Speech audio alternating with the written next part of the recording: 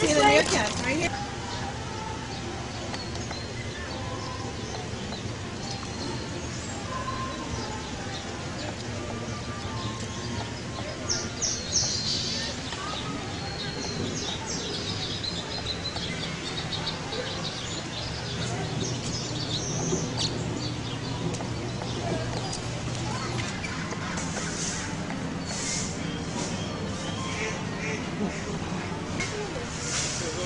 Pretty big.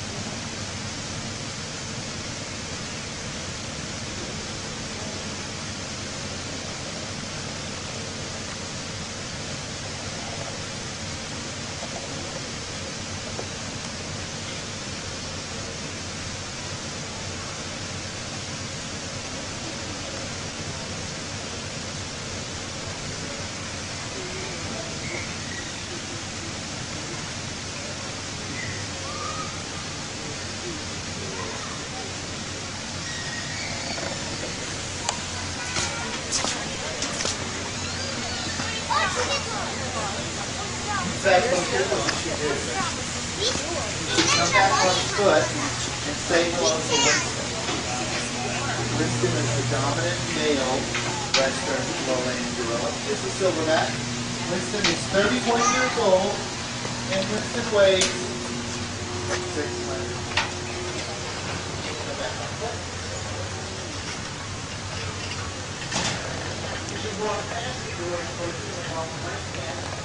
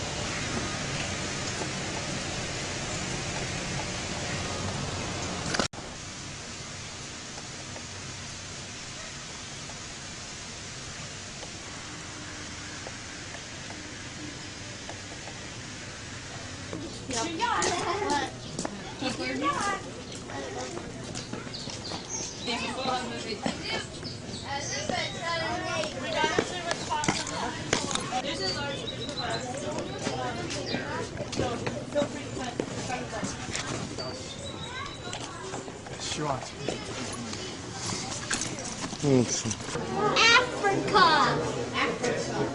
Emma still right back? Noah. In your pocket. Did he? Very nice. Did he? Quiet way. Did you put that? And then I gave her treats. What? Cheese? So if you guys would like to have a seat on the benches, you can do that. Please don't lean or sit on those ropes.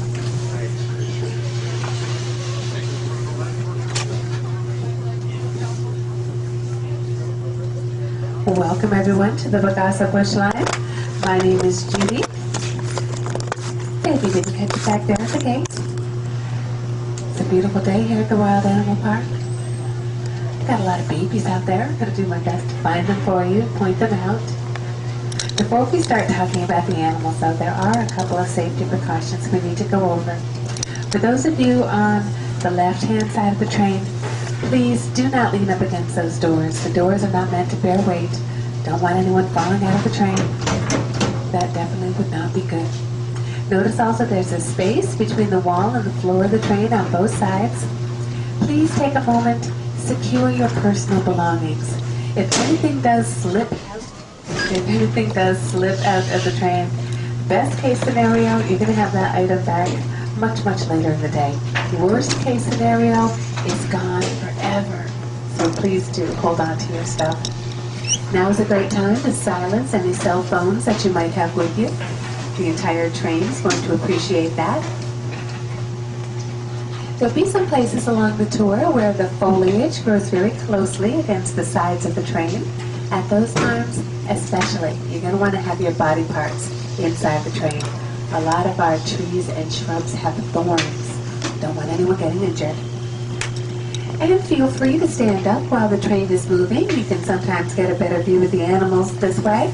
But if you do, please make use of that handrail on the seat in front of you or behind you.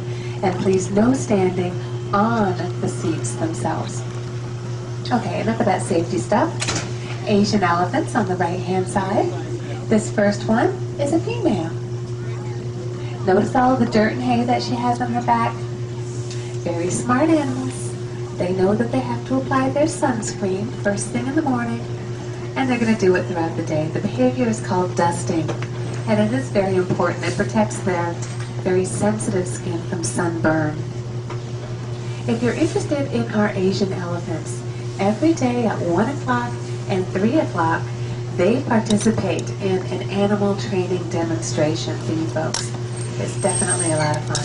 In fact, they will enjoy it so much that they stand at the gate in order to go on out and perform. They get extra treats, they get extra time with their keepers, and it's very mentally stimulating for them. A lot of fun. African elephants on the left, Asian elephants on the right. Some real obvious differences between African elephants and Asian elephants. African elephants are smaller, and their ears are smaller. And for the Asian females, really hard to tell whether they have tusks. If they do grow the tusks, they only grow a couple of inches long. They stay hidden in that fleshy part at the very top of their trunk. Over here on the left for the African elephants, both males and females have visible tusks. And has everyone spotted our baby? Just standing up, kind of wobbly still. That little girl, her name is Kosi. She was born September 11th, after 22 months of gestation. Can you imagine a 22-month-long pregnancy? 209 pounds at birth. Sounds like a big baby, huh? Well, she was actually a tad on the light side. The average for African elephants at birth, 250 pounds. Now our little girl, Kosi, she's been packing on an average, oh I know, oh it's so cute, she's been packing on an average of 3 pounds a day since her birth. She now weighs about 354 pounds. She's bigger than us, that's for sure. She wears it well. This little fellow looks like she's going to come and interact with him. Now she's having second thoughts. This is Basmusi. He's our 3-year-old. Actually, he turns 3 in February. And he already weighs over 1,680 or so pounds. He's got a lot of growing yet to do. We're looking at the largest land mammal left on the planet. A full-grown African bull elephant is going to top out at 14,000 to 15,000 pounds. Elephants are endangered, and elephants are a keystone species. So this means that their ecosystems are endangered as well. Let me give you a couple of examples of how they function as a keystone animal. First of all, the Asian elephants, they like to hang out in the swampy areas throughout Asia. African elephants, they can be found all the way from the rainforest, through the savanna, to the deserts of Africa. So let's suppose we have a herd of African elephants, and they're in the rainforest. They see some mangoes at the top of some very tall trees. Elephants love mangoes. They reach up with their trunks. They use their trunks like we use our arms. They can't quite reach. What's an elephant going to do? They're going to knock the tree down, not a problem. They're going to eat the mangoes. 20 miles later or so, they're going to plant the seeds. It's very important. There are at least 20 different fruit pit and seed types known to science that have to pass through the digestive tract of the elephant in order to germinate properly. So they're dispersing seeds. They're fostering germination of those seeds. Back in the rainforest, having knocked over those trees, they're allowing the sunlight to penetrate down through the very thick canopy of the rainforest. It's going to make it all the way down to the forest floor, and that sunlight is going to stimulate new plant growth. Very important. They're also going to use their tusks, especially in times of drought. They're going to dig up water holes. They're going to dig up salt-rich pieces of earth. All animals need salt and water. Keystone species. Africa would not be Africa Asia would not be Asia without elephants. On the right-hand side, we're getting our first glimpse into the large enclosure we call East Africa. You can see a couple of southern white rhinoceros lying down on the hillside, and some giraffe as well. Now, as we do go by, have a look at the southern white rhinoceros. Get a good look at their head if possible. 2 horns instead of just 1. Massive head. Big lump on the back of their necks. We're going to compare the southern white rhinoceros to some Indian rhinos we're going to see a little bit later on. Now, as we do go along on this tour, I'd like for you to appreciate the diversity of plant life that we have growing here. A lot of you know that we have endangered animals in our collection. Fewer of you know that we have endangered plants as well. Both the park and the zoo are registered botanical gardens. It's very important. If you want to save the animals, you have to save the habitats they come from. Of course, that includes the plants. On the left, this is our Protea garden. Trees and shrubs from South Africa and Australia. Got quite a few in bloom right now. It's a nice quiet place to take a picnic lunch. Our California mule deer, the locals, they seem to think so too. They can usually be found here in the middle of the day, lying down in the shade, chewing on their cuts. We're coming up to Cat Canyon. I'm going to pull the train about halfway onto the bridge, stop it, we'll have a look around, and then I'll pull it up the rest of the way. We're looking for a tiger on the right and 2 lions on the left. And if you do see the big cats, point them out to others on the train. They are notoriously difficult to see in these large enclosures. All of that mature vegetation, great for the animals, not so great for human viewing. Right underneath the train right there. Okay, thank you. Looks like the lions have been spotted directly underneath the train, kind of like in the middle of their enclosure. Be very, very careful when you lean out.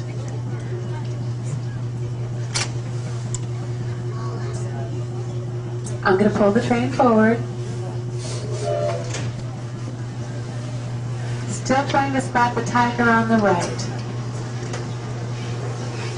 I guarantee you they are out there. If you're interested, come on down, take the Kilimanjaro trail to the overlook. Spend some time trying to find the tiger.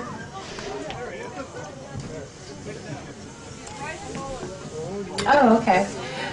There's our Sumatran tiger. Again, directly underneath the train, almost in the middle of the enclosure, lying down in those tall grasses. There are only about 300 Sumatran tigers left in the wild. We have just had a litter born here at the park. It's the first litter of Sumatran tigers in over 18 years. And we're very, very excited about it because for some reason Sumatran tigers are very difficult to breed in captivity. Now, if you're familiar with our zoo, we have Malaysian tigers down at the zoo. Piece of cake to breed those animals. Not so for the Sumatran tigers. So we have a litter of 3, and hopefully those kittens will be on display at some point soon. It's been about 2 weeks since their delivery. So we're very, very happy. For African lions, they're still conservation dependent as well. And if you're interested in our lions, the very best place is Lion Camp. Because at Lion Camp, you're separated from the lions by just an inch thick pane of glass. I'm going to get the train moving. And at Lion Camp, we have cubs. They're out all day with mom and dad. It's so fun to go down and watch them. They bounce off mom and dad like ping pong balls. So much energy. So don't leave the park today if you haven't been down to Lion Camp. It's really a treat. Condor Ridge is all the way up on the left.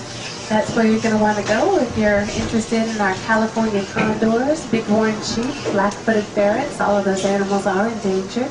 Other animals up there include the American bald eagle, porcupines, tortoises, hawks, owls, parrots even. Lots to see up on Condor Ridge. On the right, these deer, Père David's deer, they have the dubious distinction of being the very first animal to have been brought back from the brink of extinction through international effort. After World War II, there were only 18 of these deer left. They were gone from the wild. The 18 that were left were spread out in institutions in Europe. When it was realized that their numbers were so low, they were all pooled together in one facility in England. One male ended up breeding with 6 females, and that's it. Our entire world population of Père David's deer descends from just those 7 animals. Now that's a terrible genetic bottleneck. We never want to see it again with any other animals. For the Père David's deer, it has been a success story. They are now running free in China where they belong. The success that we had breeding them is the model that we use for our modern-day species survival program, where all endangered captive animals are maintained as one large world herd. Extensive genetic information is maintained on each animal, and then they're brought together. They get a lot of frequent flyer miles for this. They're brought together for pairing purposes, mating purposes, so that the genetic diversity of the population is at least maintained, if not increased. And that's very important to the continued health of the animals. I'm going to get the train moving again.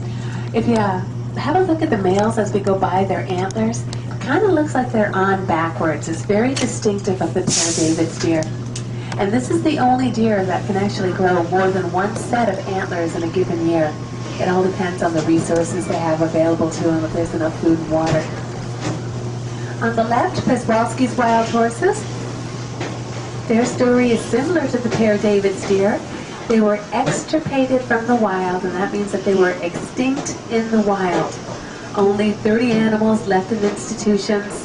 That's when we started breeding them. 128 have been born here at the Wild Animal Park alone. This is one of our youngsters from the summer. Guy closest to the train here.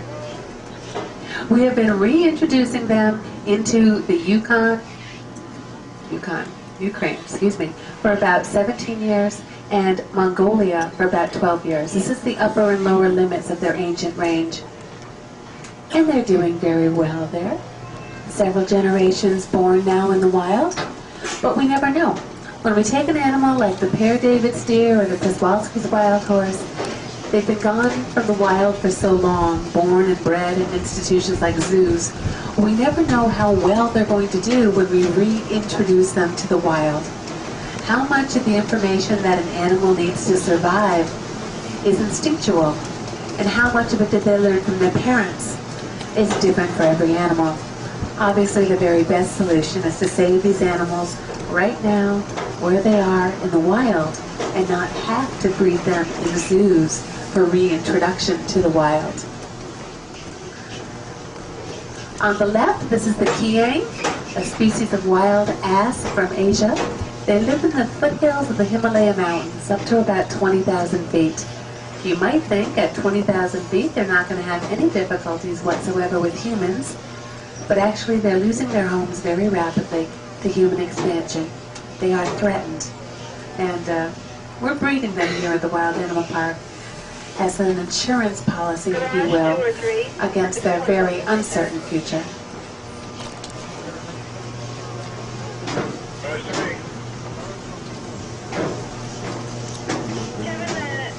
To the right, those large cattle, Indian gaur, the largest of the wild cattle. Very, very few zoos have them because, well, they've got a bit of an attitude. They're a handful. But we here at the park, we don't discriminate. They're endangered because of our activities as humans, and they deserve our help. They actually have some really admirable qualities. Just like the elephant, they're going to protect their sick, their injured, and their old at considerable risk to themselves. Very rare in the animal kingdom. On the left-hand side, the majority of animals in this enclosure, white bodies, very long, slender horns, Arabian oryx. We received 6 in 1972. At that point, there were an estimated maybe 12 left in the wild. From the original 6, we've had well over 200 born here. And the Sultan of Oman realized we had such a successful breeding program. He contacted us here at the park and he asked us to reintroduce the Arabian Oryx into his country. We were more than pleased to do so once he instituted some changes. In the past, the Arabian Oryx was overhunted for those trophy horns. So now they enjoy protected status.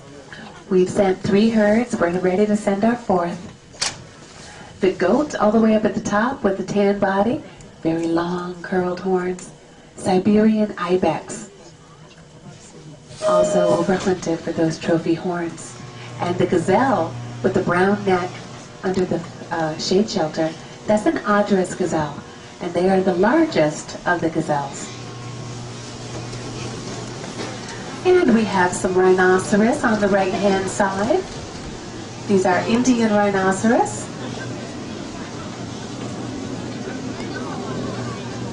Look at their heads as we go by, kind of wedge-shaped, one horn.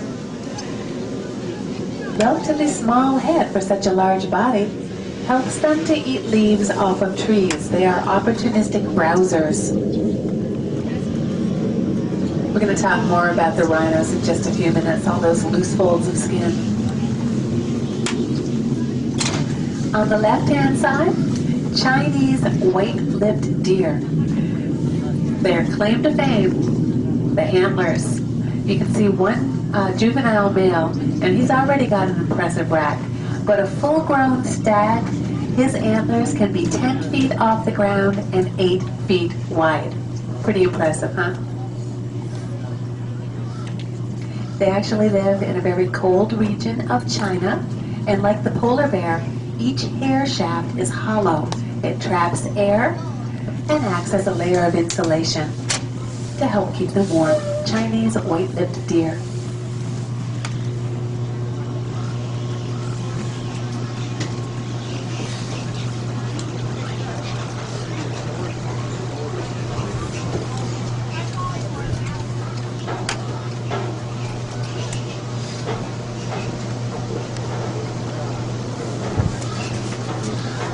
All the way up on the left, this undeveloped land, Southern California coastal sage habitat. Further up on the hillside, it meets the chaparral community. This is home to over 150 different species of plants, birds, insects, amphibians, reptiles, and mammals that can't and don't live anywhere else on the planet. 90 of those 150 are on the endangered list. This is just one example of several habitats that we enjoy here in California, and they are all suffering to a similar degree. We've lost 85% of coastal sage here in California. You know, if you live in California like I do, we are very lucky. We live in one of the top 10 out of only 34 biodiversity hotspots on the entire planet. Those 34 biodiversity hotspots all together add up to only 2.3% of our planet's land mass. We really should save it. Here at the park, 1,800 acres, 1,000 are set aside as a natural reservoir for coastal sage, never to be developed. Okay, I want to point out, we just went around a curve. Look over your right-hand shoulders. There's a lot of rhinos against that wall. Does everyone see the baby rhino? Yeah. Can't tell whether that's our little boy or our little girl from this distance because Mom is lying down. Mom's more recognizable than the babies. They are only separated from each other by 1 day. So they're both about 2.5 months old. And I'm not sure where that second baby is. Maybe we'll still see her. Oh, excellent. Thank you. Okay. The second baby rhino, right underneath the largest tree in the enclosure. It's kind of in the middle of the trees. Right down, lying on the rocks. Good eyes.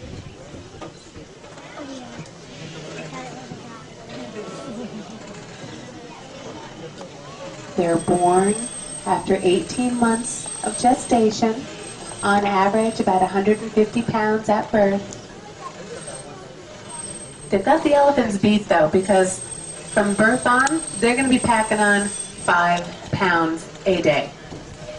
For elephants and for rhinos, the very best defense against predators is your size. So it's a survival strategy to get as big as you can, as quickly as you can. Directly underneath the train, these are Armenian Mouflon sheep. Our domestic sheep have been bred down from the Armenian Mouflon.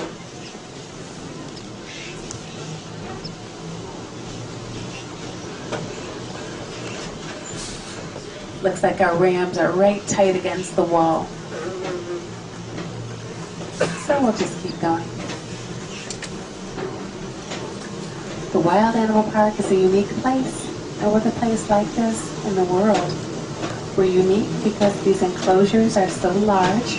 Most zoos would fit into the smallest of our large enclosures.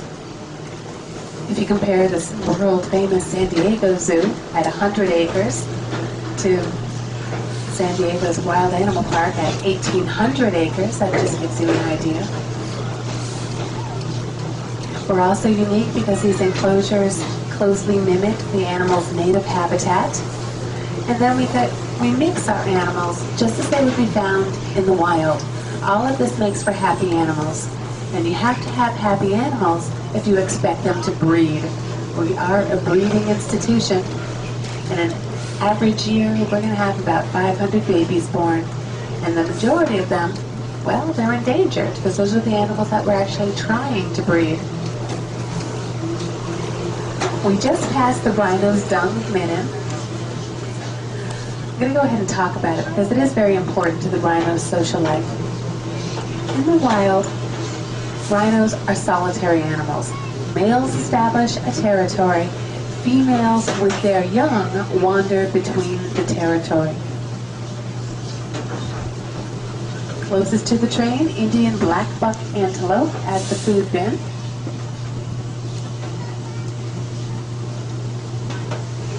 And these are nilgai antelope on the green slope, again closest to the train, with Malayan sandbar deer behind them.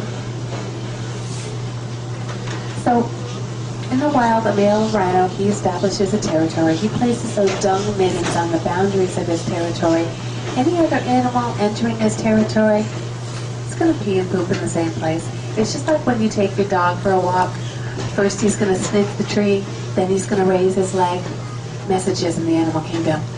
So that male rhino, he comes back out to the boundaries of his territory every day. He can tell instantly whether another animal has entered. He can tell whether that animal is another rhinoceros or not.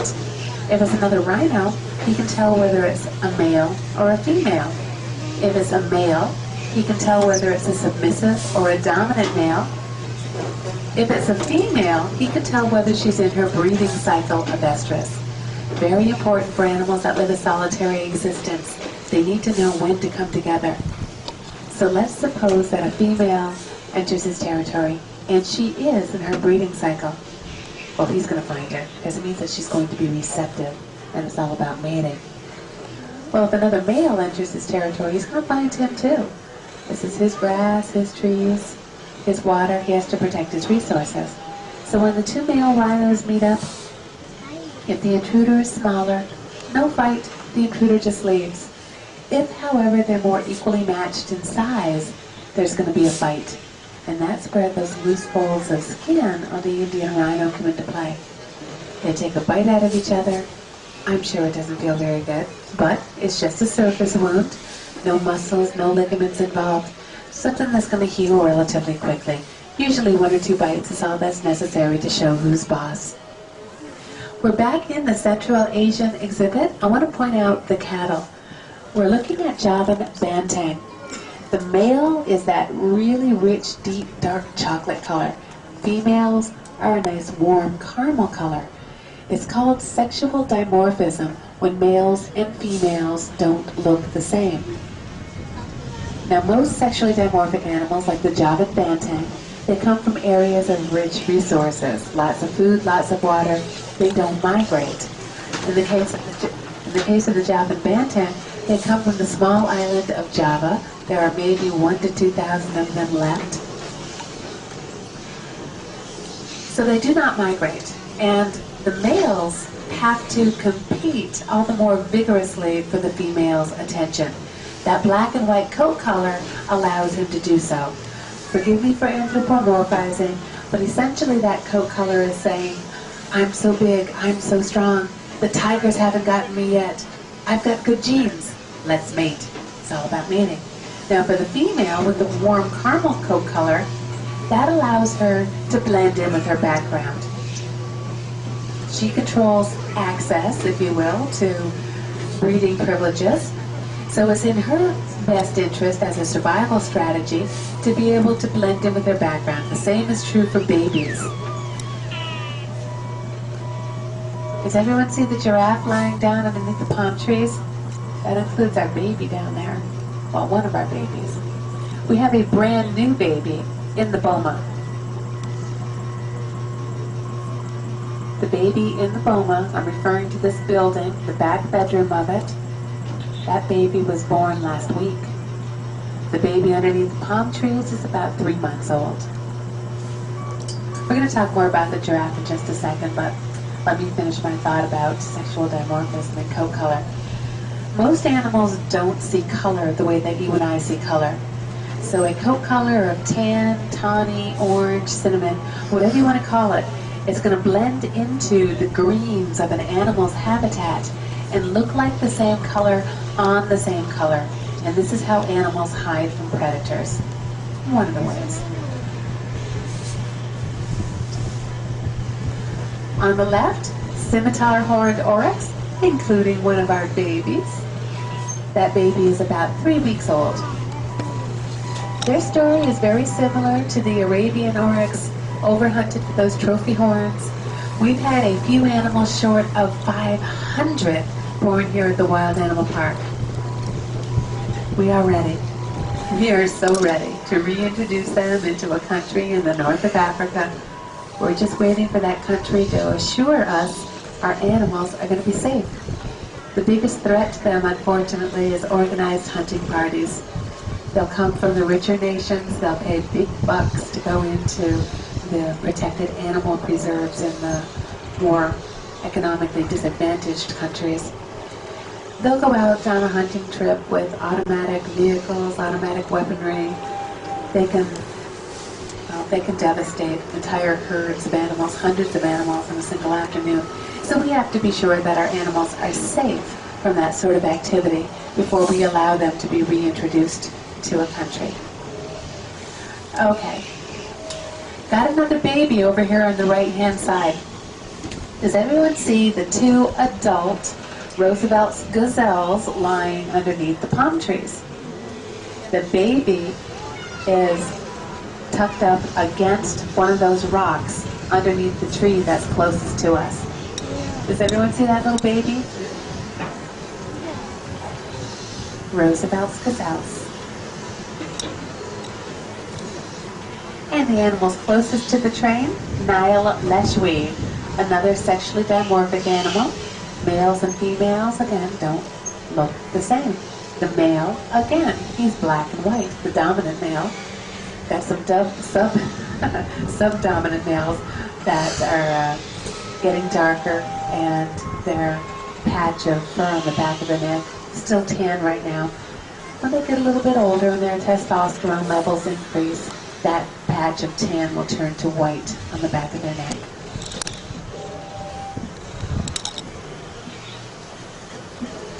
And lots of southern white rhinoceros. Okay, 2 horns instead of 1. Still the bane of their existence. They're still being poached in the wild for that horn. It's nothing more than keratin, the protein that's found in your hair, your fingernails, your toenails. Fewer wrinkles of loose skin. We're looking at the social rhino. The white rhino is known as the social rhino. Look at that big lump on the back of their necks. That's all the muscle and ligament necessary to lift that heavy head. just the head itself weighs 800 to 1,000 pounds. Just the head. The southern white rhino is about 1,000 pounds heavier than the Indian rhino. In the wild, they're going to top out at about 6,500 pounds. Here at the park, they can get a little bit heftier than that. We had one male here for a while. He actually tipped the scales at 7,400 pounds. He wore it well, but still, in the wild, you don't see that. So let's talk about the giraffe. Everybody loves giraffe. So cute and cuddly. Well, that baby in the boma, that was our 92nd giraffe born here at the park. And you notice there were 2 adult giraffes in the boma as well. Obviously, one is the mother of the baby that was just born, and the other is another pregnant female. So we're about to have our 93rd giraffe born as well. Definitely want to come back in a couple of weeks or so when those babies are let loose into this large enclosure. So much fun to watch the baby giraffe. Now in the wild, 50 to 75% of baby giraffe are taken by lions, hyenas, leopards. If they live past the initial 6 months of life, they're pretty much guaranteed they're going to live a very long, happy life, because it's about the 6-month point where the predators start leaving them alone. And that's because adult giraffe, very dangerous animals. One kick from an adult giraffe is going to kill a lion. You know, it's a myth that the male lion doesn't participate in the hunt. In order to take down an animal as dangerous, as large as a giraffe, the participation of the male lion is absolutely necessary. Male lions get such a bad rap.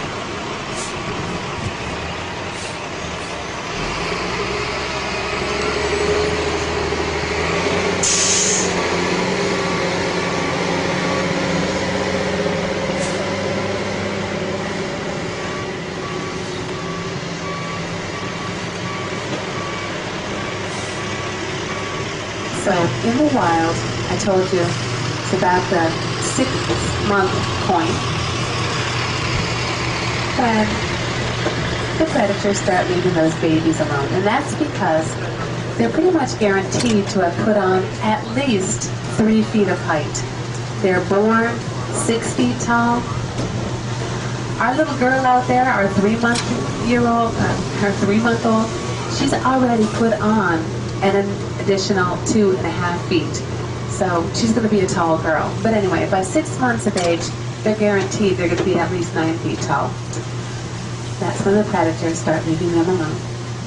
On the left, we just passed Cheetah Safari Outpost. We have a special program there on the weekends. It's our Cheetah Run Safari, if you're interested. You get to see the world's fastest land mammal and the world's fastest bird. The cheetah and the peregrine falcon, respectively, show you just how fast they really are. It's a picnic-type setting, and you get up close encounters with other African animals. We're coming up to bonobos. I'm going to ask you to keep your voices down. Of course, you've been great so far. I'll pull the train up and stop. Well, looks like they're all on the other side of the hill. You can see a couple in the grass. Not great view. Okay, we're just going to keep going.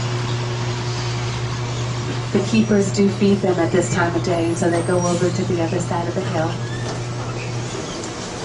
Bonobos are endangered. There are only a few isolated populations left. They all live in the Congo River Basin. They're also known as the pygmy chimpanzee, but they're a separate species.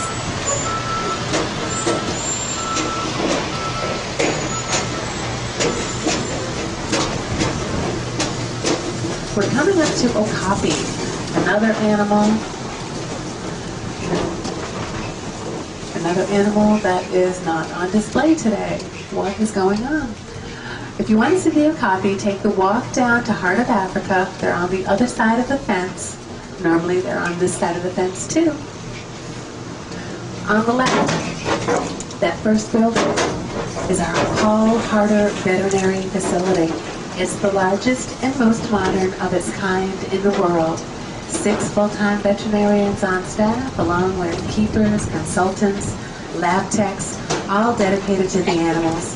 In that second building is our Arnold and Mabel Beckman Center for Conservation Research. It's better known as CRES, C-R-E-S, Conservation Research for Endangered Species. And that building houses very modern laboratories.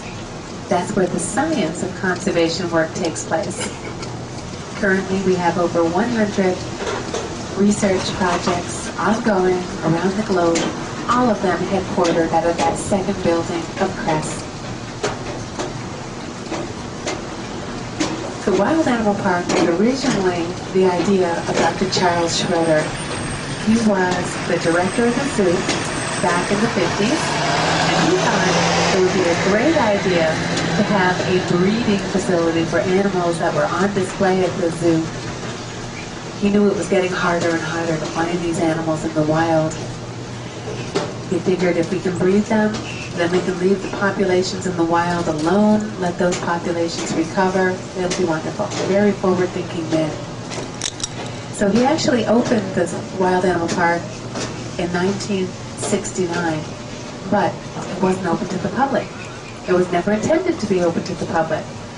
They didn't open it to the public until 1972, and that's because there really was so much public interest. And that was the same year, in 1972, when Dr. Schroeder received a gift. It was a very unique gift. He received 20 southern white rhinos from Zululand, South Africa.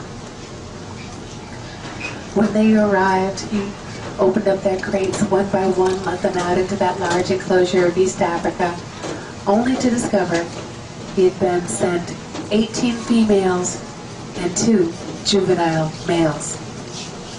Well, the juvenile males didn't know what to do. A year went by, 2 years went by, still nothing. The white rhinoceros had never been bred in zoos. No mating activity had even been seen in zoos. Well, we had 1 adult male and 1 adult female down at the zoo. Again, no mating had ever been witnessed, but we figured, let's bring them up here, let's see, maybe there's something wrong with one or the other of them, it can't hurt. So we brought them up here, we released the male into that large enclosure. Within 20 minutes, Montala was his name.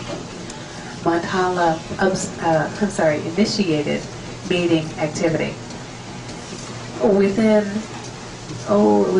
a year, we had our first rhino born here. Montala went on to sire 56 of the 91 southern white rhinos that we've had born at the park. He did a good job. African aviary on the left. Now the female that he was paired with, no slouch there either. She went on to be the mother of 15 calves. So our curators and our keepers were standing around scratching their heads. What could it be? What's the difference? They thought, well, maybe just the large enclosures. Chilean flamingos on the left, another endangered animal. The chicks are gray in color. When they're born, their feathers are gray. They stomp around in their little pool. They scare up the brine shrimp. When they finally eat enough brine shrimp at adulthood, the feathers turn pink. If they don't get enough shrimp, the feathers turn white.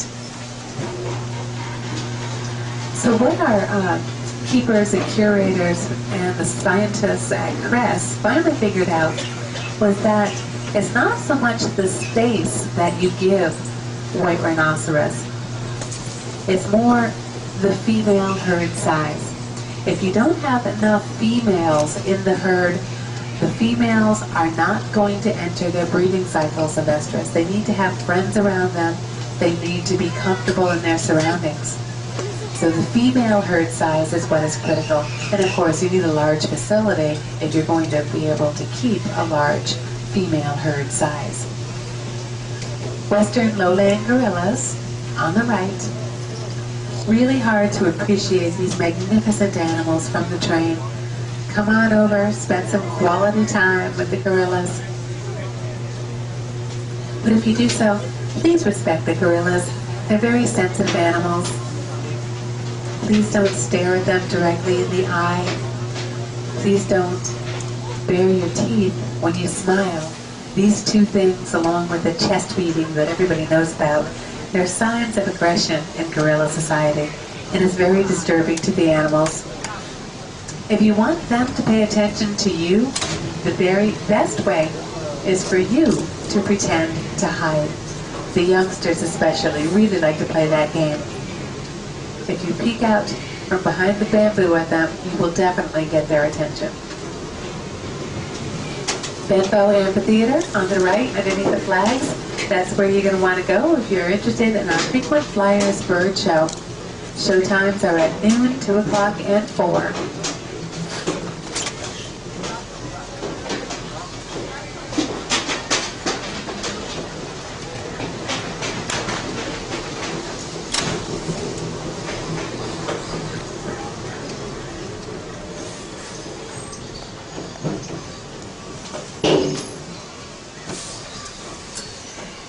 And our Gabriella's crested gibbons, right here next to the train. Hello, beautiful.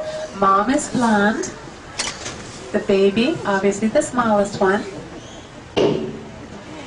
He's about 9 months old now. When they're born, they are blonde. At about 6 to 8 months of age, the coat color will turn to black. Now, that little baby is a little boy. But if it were a little girl, when she reaches sexual maturity at about 1.5 years of age, that coat color would revert back to blonde. It's kind of interesting, the coat coloration changes. They're lesser apes from the forests of Vietnam and Cambodia. Most active in the morning. They start their day with a song. Lorikeet Landing on the left. Very beautiful. Very loud birds from Australia and Oceania. When you go inside, you can take a cup of nectar with you. The birds will land on your hand or on your shoulder and sip the nectar from the cup. It's a lot of fun. That aviary closes at about dusk. And that's the end of our tour today. I want to thank you all for coming. Oh, thank you. All of the successes that we've had with our breeding and reintroduction programs, all of our conservation work, those are your successes. We can't do this without you, so thank you for coming, and do come back. For most of you, this is where you're going to want to get off. This is a central location to enjoy the rest of the park here. For those of you who have strollers at Simba Station, stay on the train. I'll take you back to Simba to get your strollers. Again, those of you with strollers, stay on the train. Come on up to the front car. I'll take you back to Simba Station to get your strollers.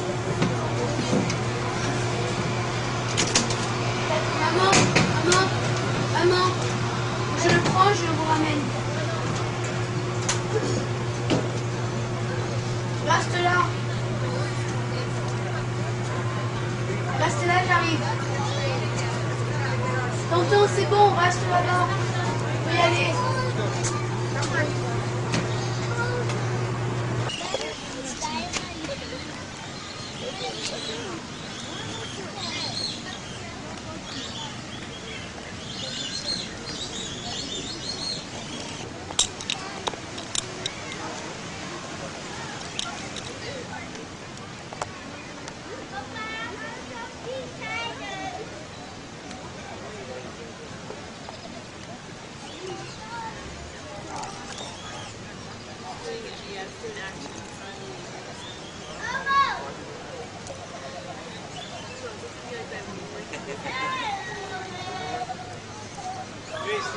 Christian.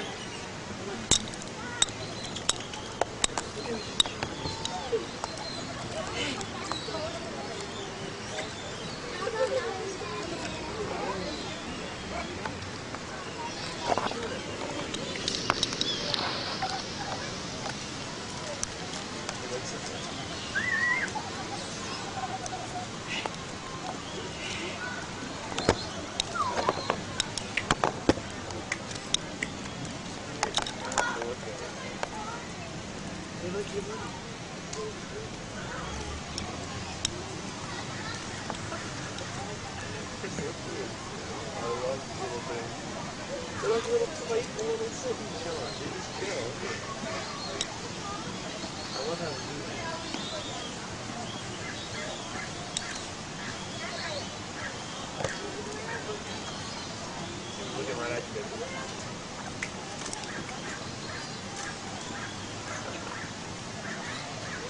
I think the other guy's lost.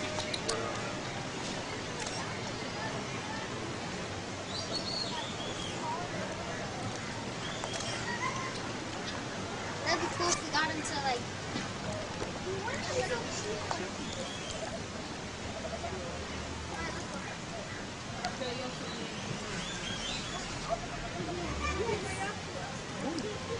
Made it.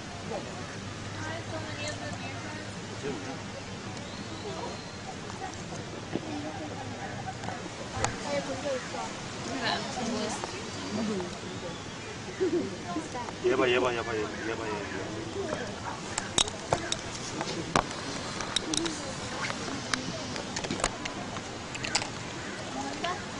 어?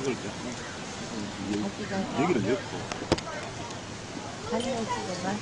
이게 키가 안 돼서 안 돼. 이게 뭐지? 나 이거 영화 보면서 볼 거 있어. 아, 그럼?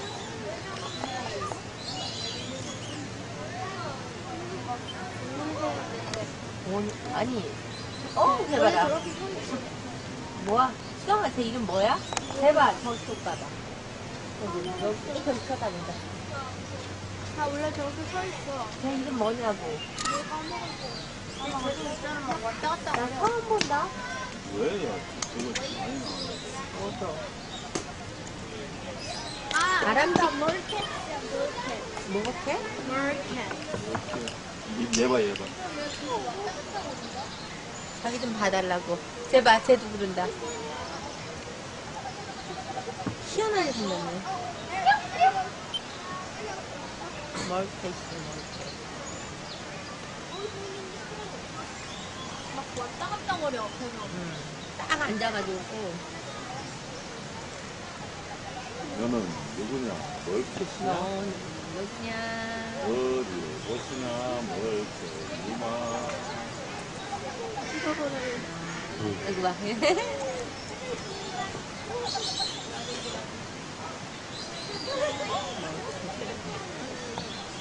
됐다 하자.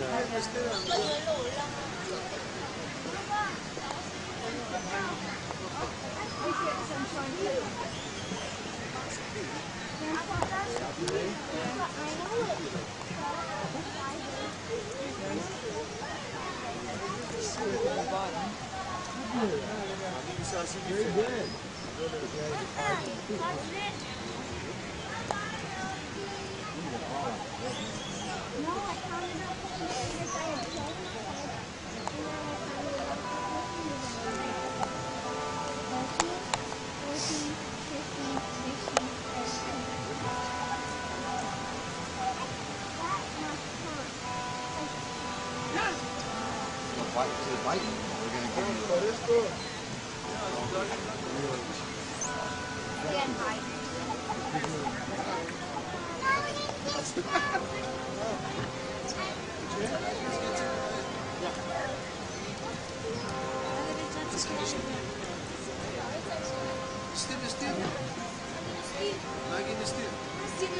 you.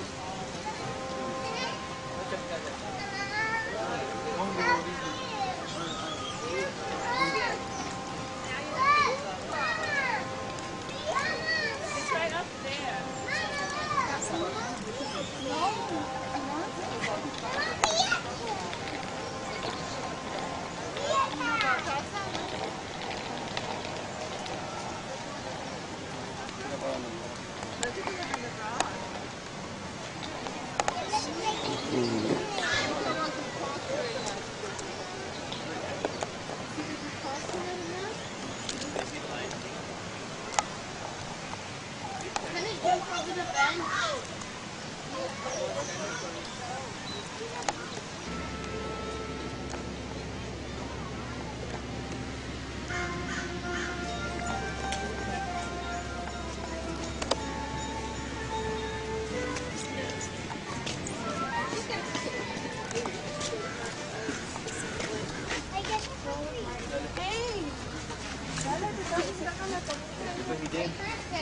He gave you marbles. He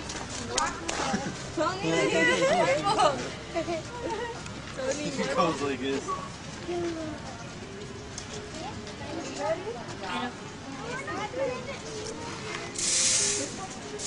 How much did it cost?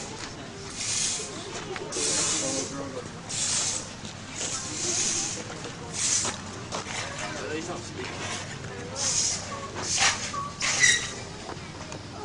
I'm straight.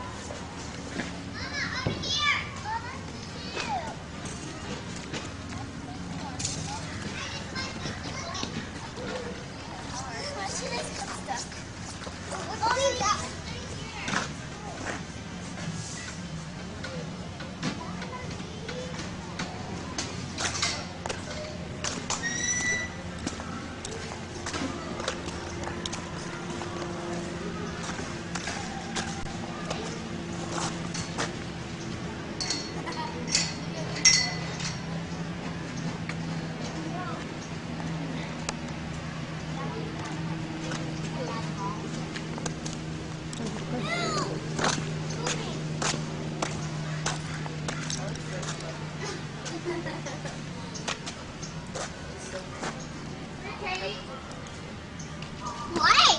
Yeah. Let's go touch them. Which one's the baby?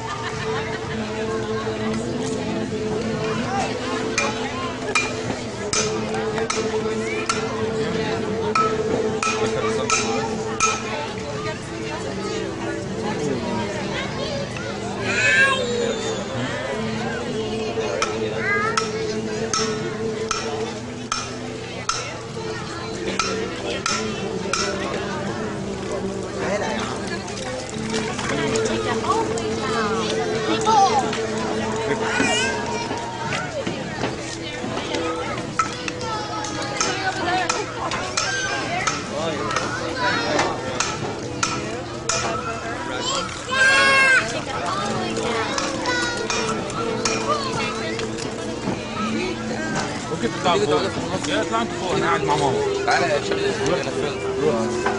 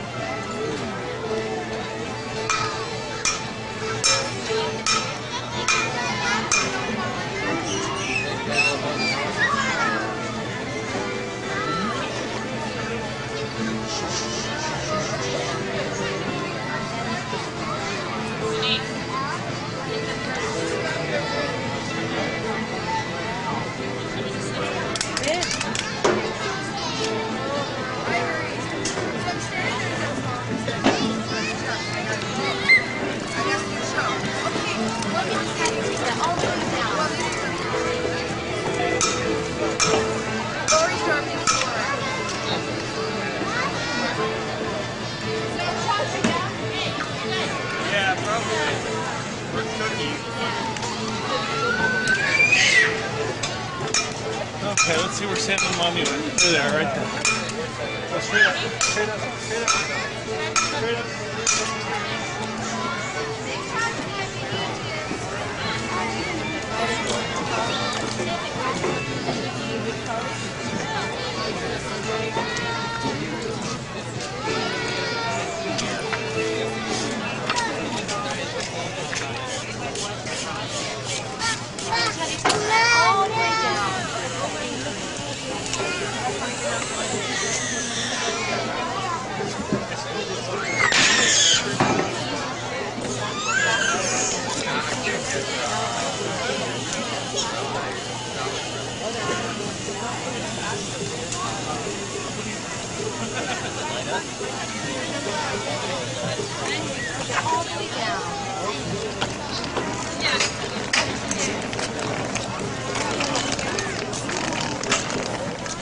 David, ¿me traes mi agua?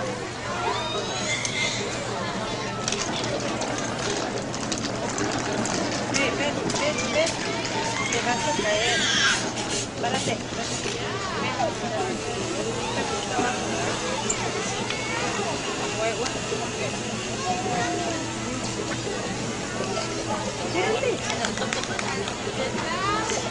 No, guarda.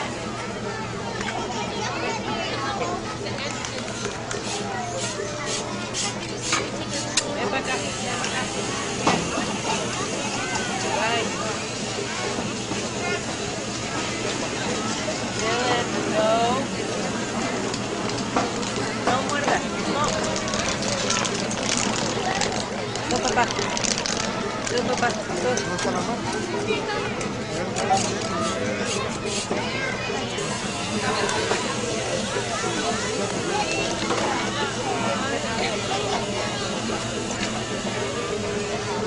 Ahorita va a comenzar.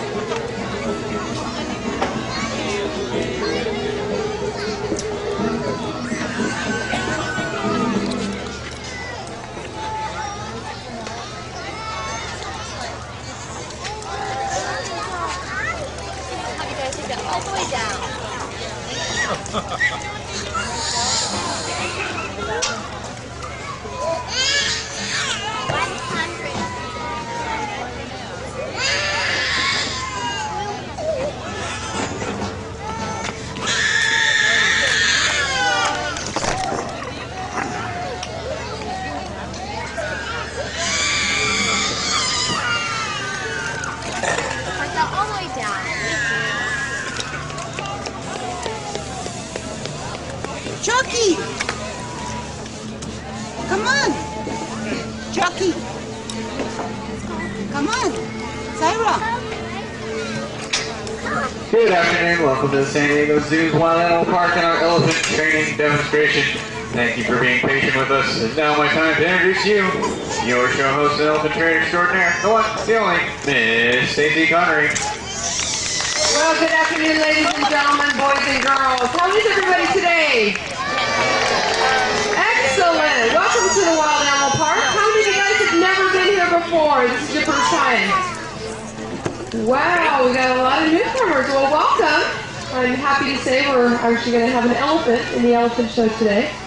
So it's a good thing. We've got some crazy construction going on. And anytime you work with animals and you have a change in the environment, you're never really sure what you're going to get. We've got an area over here that you can see we've got some chains and some new bars that have just been welded up. They actually removed some of the set and then realized that the elephants could probably fit through the space. So we want to make sure that that didn't happen. Sorry we're a little late coming out. Want to make sure that everything is safe for you guys and us as well. This is a protected contact environment, so we don't ever enter the arena or enter the stalls with the animals. We always stay protected on the outside with a barrier. So we've got Chacha right here. Let's give her a round of applause. She's our superstar for today. And she's being joined by her lovely trainer, Mr. Brian Greco. Hello, how y'all doing today? Don't fall in the hole, Brian. Yeah, I'll try not to. Since I set up my own barrier, I think I might be okay.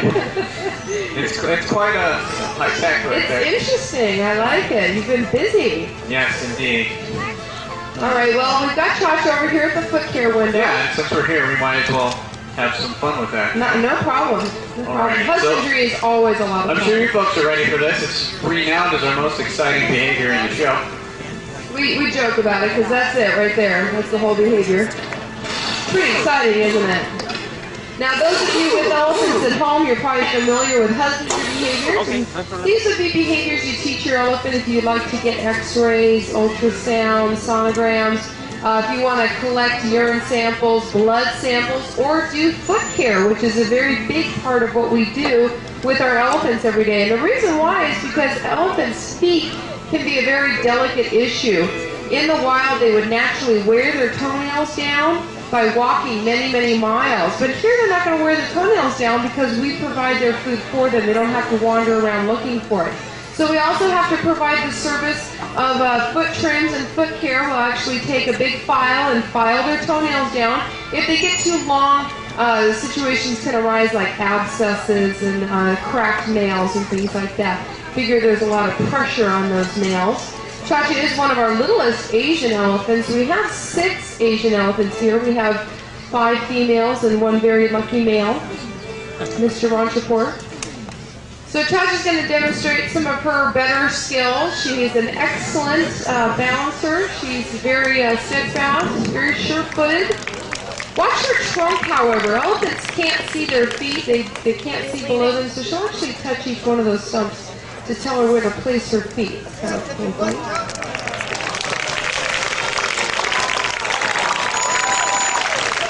Now, I thought we were going to see the double backflip dismount. Is that not going to happen today? Oh, Stacy, she knows the single backflip. Oh, I thought I saw you working on the double. We are, but we still need those blue safety mat things. Oh, okay. I just didn't have. We do the single, but honestly, it's pretty much done everywhere, and I think it's become really blasé now. Yeah. It's pretty boring.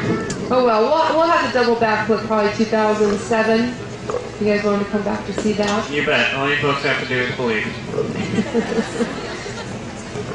Now Chachi here, being one of our littlest elephants, surprisingly, she actually eats the most food. Elephants eat about 200 pounds of food per elephant.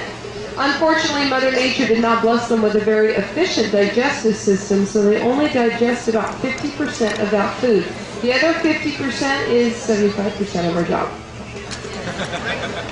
Probably saw us doing that earlier in the day. Shaking her tail feathers. Oh, very nice. She's kind of a show-off. Chacha's a fun little elephant. They do chew their food. You can see Brian handing her some sweet potatoes and carrots, and she'll actually place the food in her mouth from her trunk and then chew it. They have 4 teeth. They're all about the size of a brick.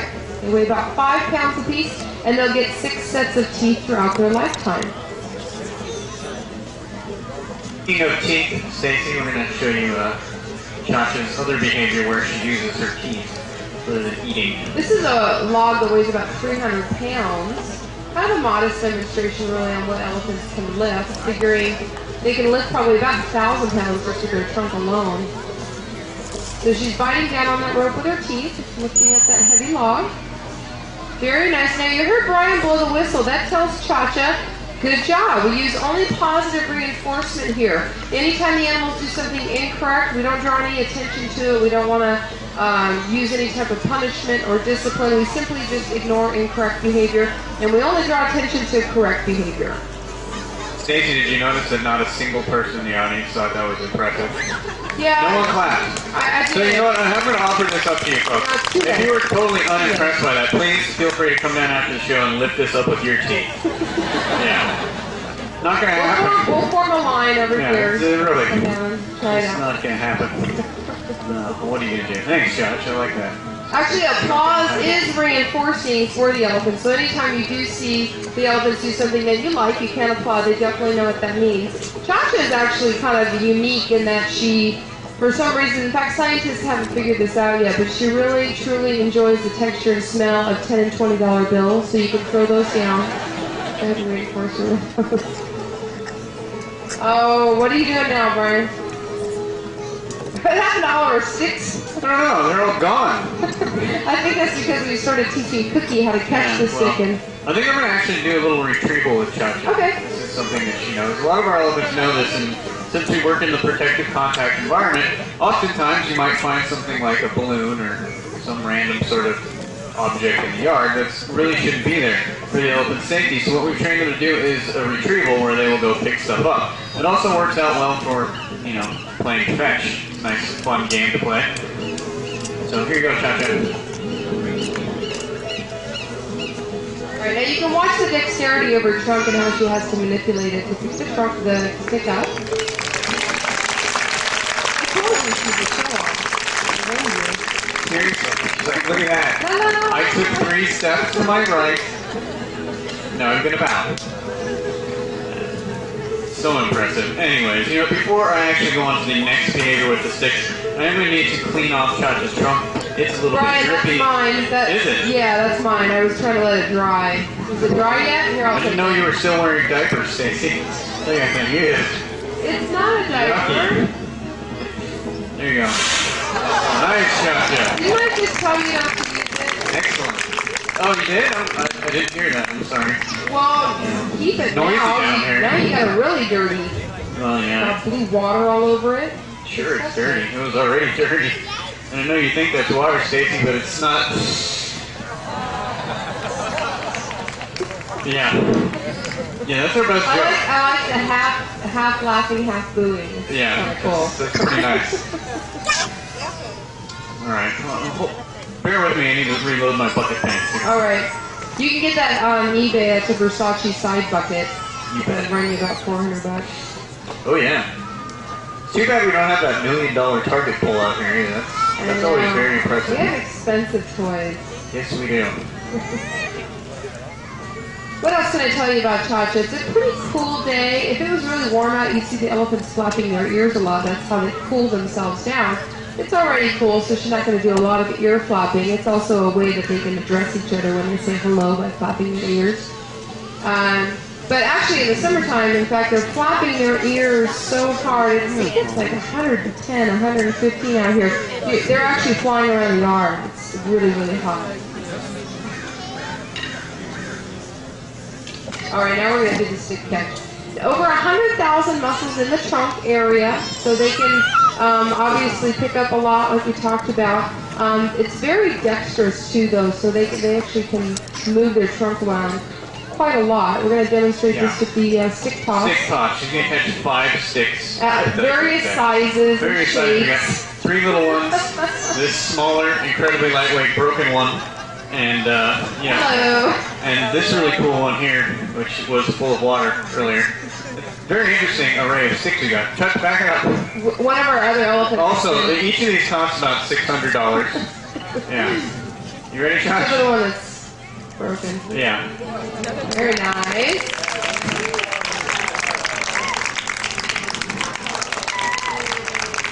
Oh, we're at 4. Can she do it? Oh my goodness!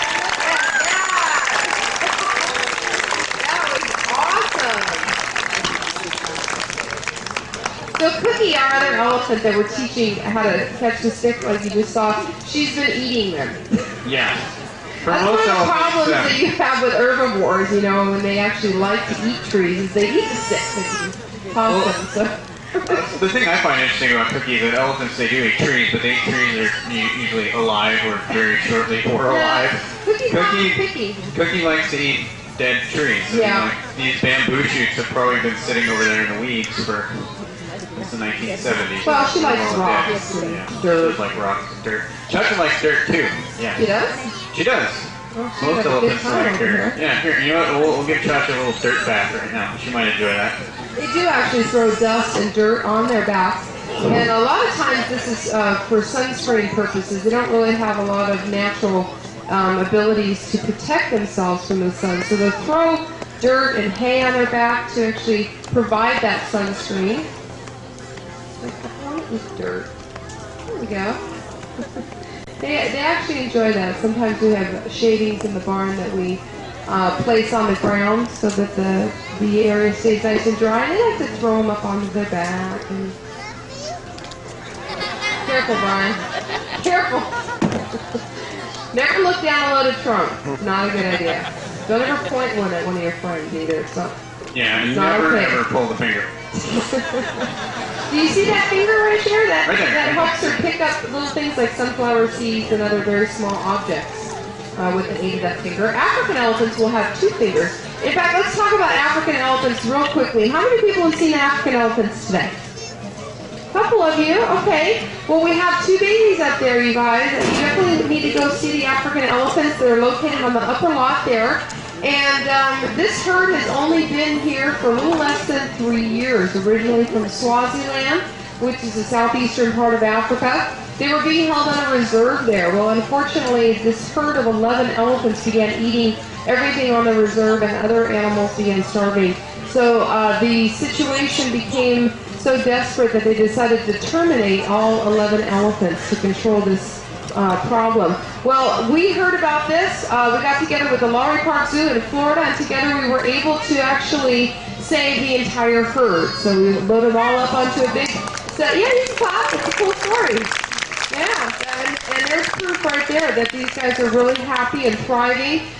We have 2 babies right now. The first one was born February 23rd, back in 2004. Goose Moose, which means to start a family. And then we have our little girl that was born on 9/11. We also have 3 more babies due next year. So yeah, we have, how long does it take to make a baby elephant? Does anybody know? Yeah, somebody said it, 2 years. And then your elephant is about 200 to 300 pounds when it's born. So keep checking your zoo news. We'll definitely keep you guys updated on when we're going to have more babies born. It's a whole lot of fun watching those guys up there. Brian's running through some more husbandry behaviors. We're actually in the process of trying to teach these guys when they present their rear feet, they do it like this, where you can't actually see the top of their toes. So we're actually going to want to try and actually teach them to do this with their back foot, which is kind of awkward for them. But this way we can see the tops of their toes, and we can file them and take care of them a little better. Also, the cuticle area is really important. Just like if your cuticles get overgrown, you can start getting hangnails. Same with the elephants, they can get problems. So we want to make sure that we're always providing the best care that we possibly can for them. So what Brian's trying to do is actually turn her foot up onto that bar and get her to station her foot up there. And this kind of behavior is approximating, and that's how we teach behavior. We take every behavior and break it down into small approximations that the animal can understand. And it's kind of like a hot or cold game. As they get closer to the goal, we'll go ahead and bridge and let them know, yes, that's exactly what we're looking for. and then they get some type of reinforcement. Now we don't have to always use food. Food is convenient for the show, but we have a lot of other opportunities to reward them without just food. There's a big huge ball over there under that tree. We can fill that up with pellet and they can roll the ball around and get the pellet out of it. That's a lot of fun for them. Obviously elephant toys are rather large, something that's a little indestructible. We also offer them different types of browse, large pieces of trees to chew on. And baths during the summertime is really fun for the elephants. They actually are very good swimmers, if you didn't know that, and really seem to enjoy the water. Not so much on a cold day. There's Mr. Ron Shapur. You might be able to see him right over there, weighing in at about 12,000 pounds. All right, I think Touch has got one more thing left. Am I correct? Yes, she does. She does. One more final spectacular behavior. All right, are you guys ready for it? All right. Well, I think our sound technician, Lori, will get Chacha's stuff going over there. Chacha's got a favorite song. I don't know, some of you may be familiar with the Napoleon Dynamite movie. Yeah, Chacha was actually the dance choreographer of this. She's going to show us a few of her moves.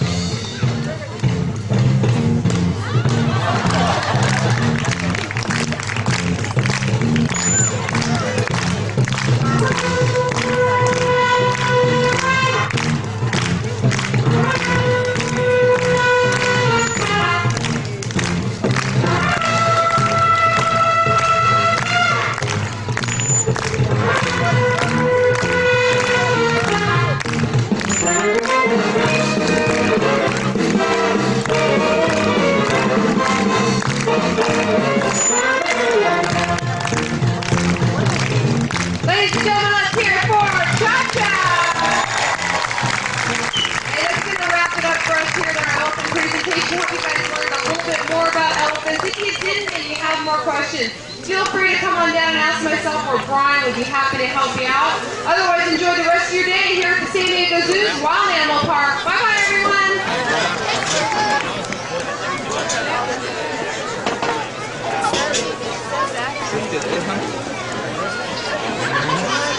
كيف ترقص؟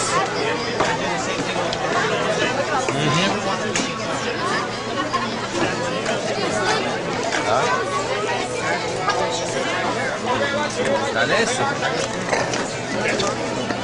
في حاجات تانية. Sam, slow down.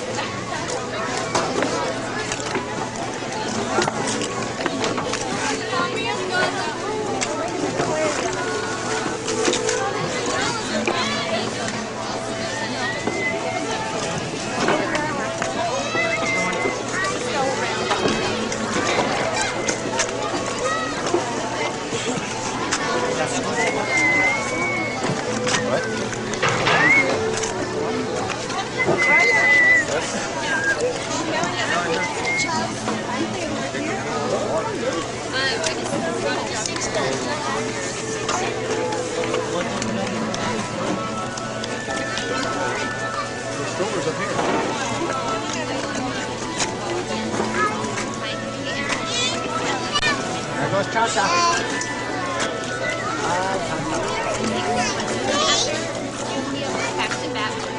Well, kinda.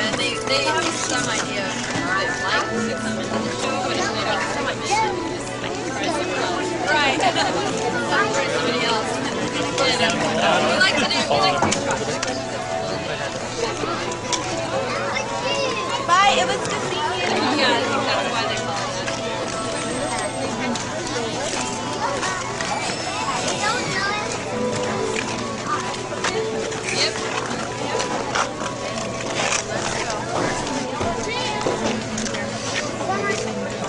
And they all kind of want to do it. We see this. I think all their new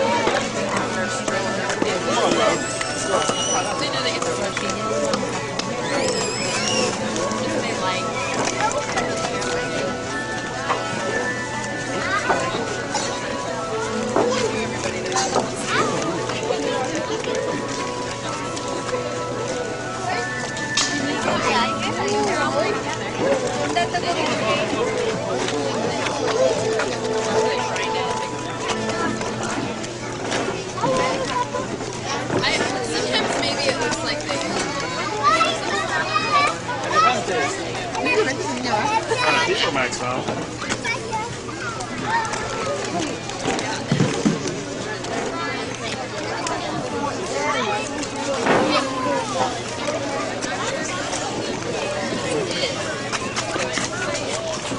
on, guys.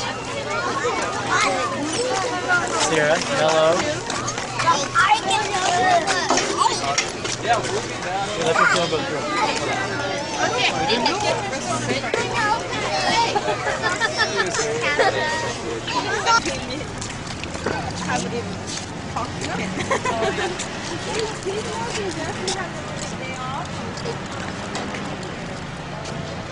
Guys!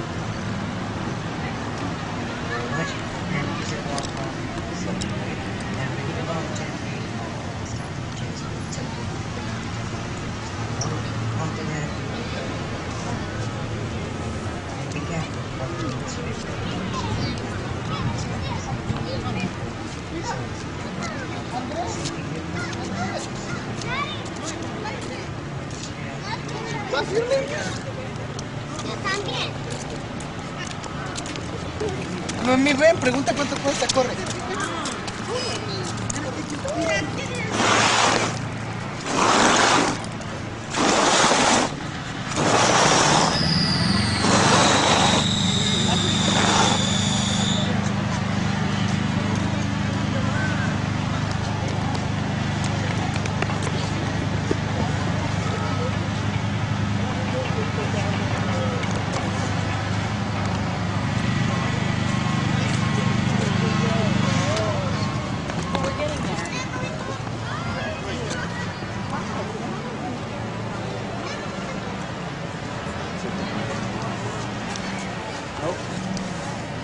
Wait.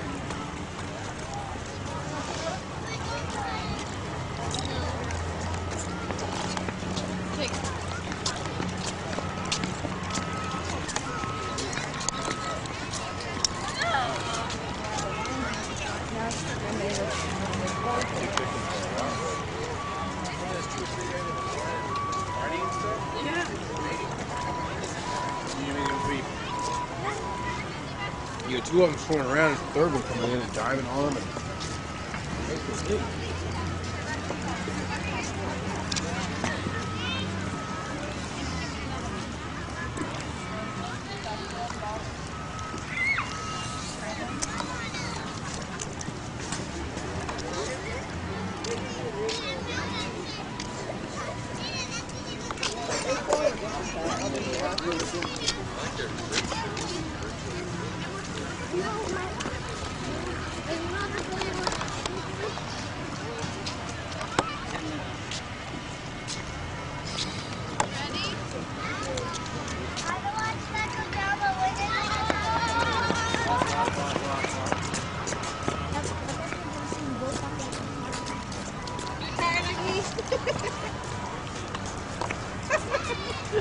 I'll keep up with the vlog too.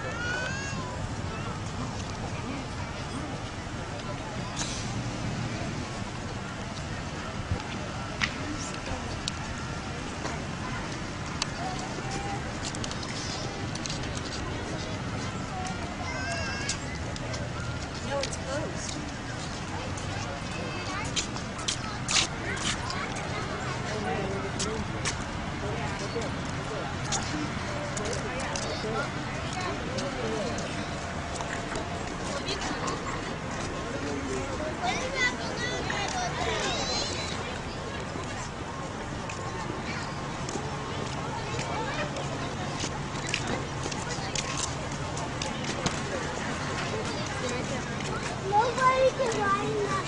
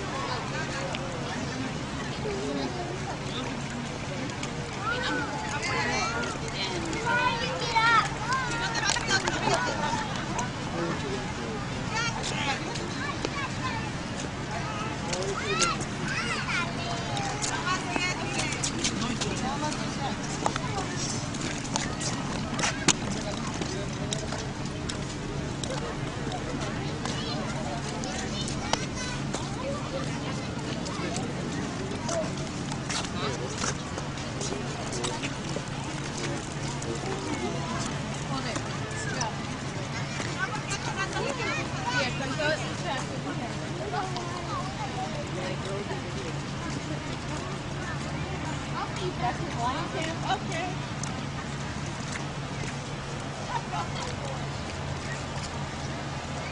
Okay, Emily, you ready? Let's go look at the lion.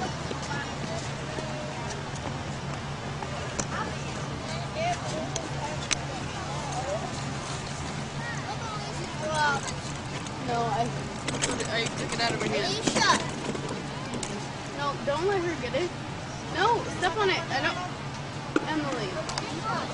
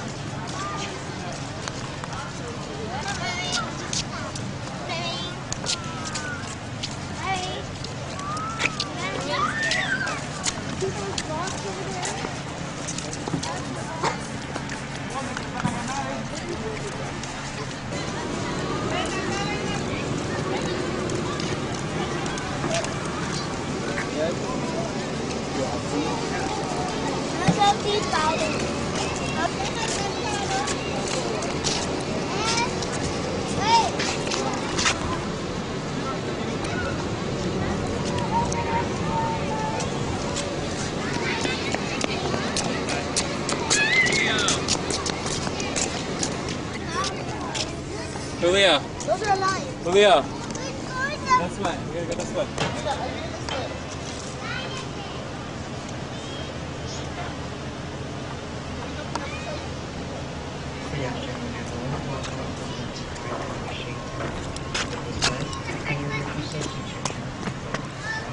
First of all, please everyone spread out the group so there's no spreading physical. And please. Thank you very much. And use your walk stay degree. And when you get watching a tree, after you have been and be careful for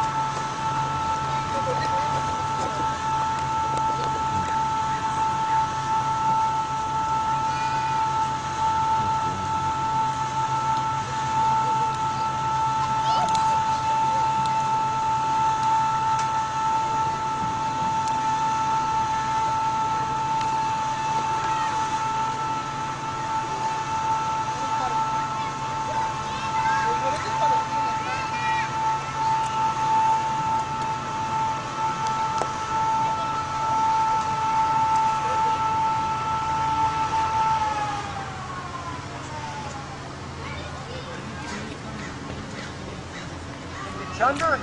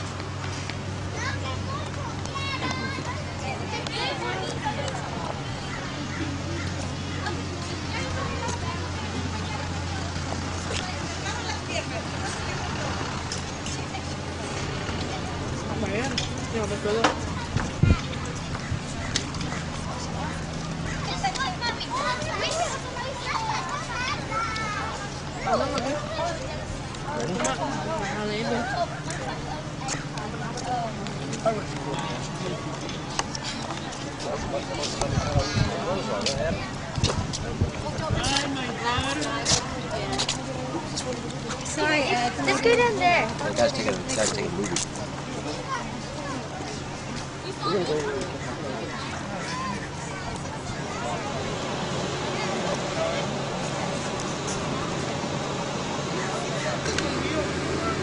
Is that fun, Ashton?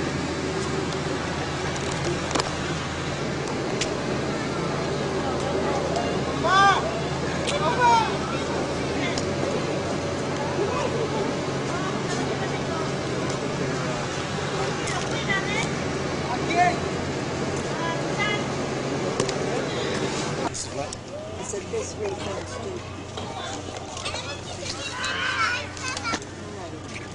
Okay, do you want a little more in there?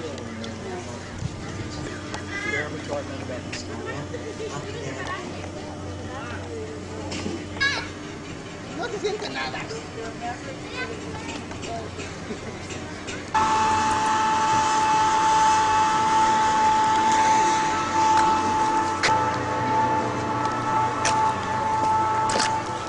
Particular time of the Festival of Lights and the park is open very late, they did feed them. And their diet, today at noon, they were little like meatballs, and they're almost like treats. They're not really their main meal. But it's because they're going to be on exhibit longer. Well, how many are there in here, would you say? Right now, we have These three. the one male and the female and her two cubs. Her two cubs. There's That's another it. cub on the other side. I saw them down there, okay. yeah. They're on exhibit. Inside the lion house, there is another female, and she has 3 cubs. Oh, in the lion house over there? Yeah.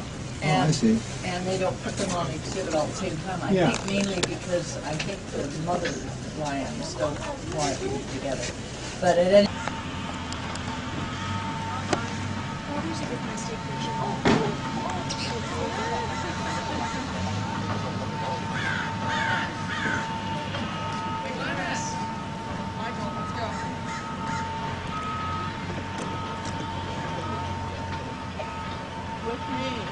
Yeah, I can't say anything.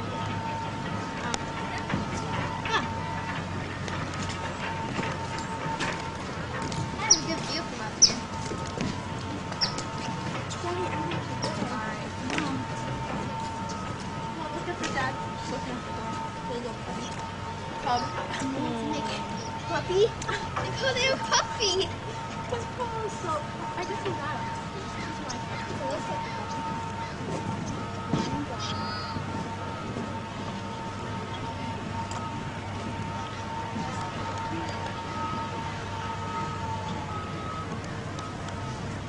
Daddy?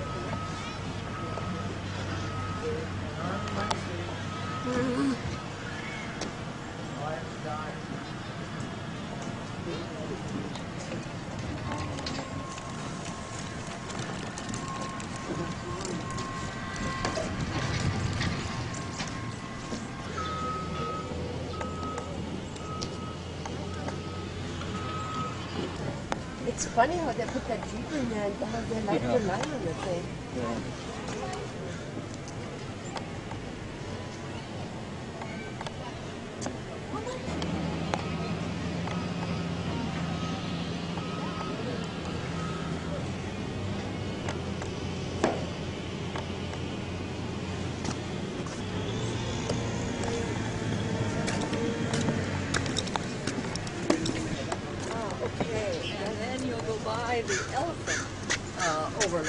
by the bin.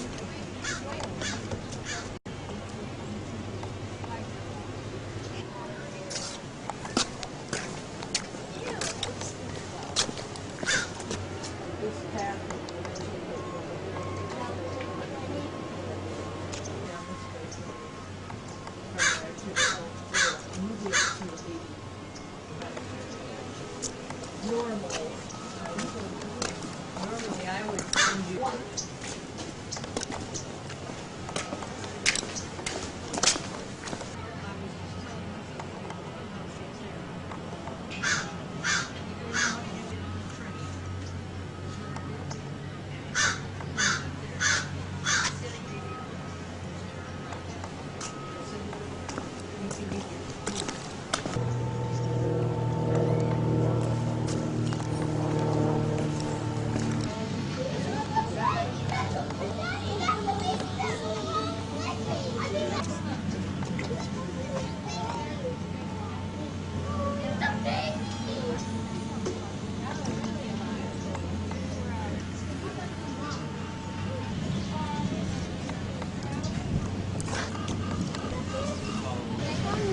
How about just hop on my back?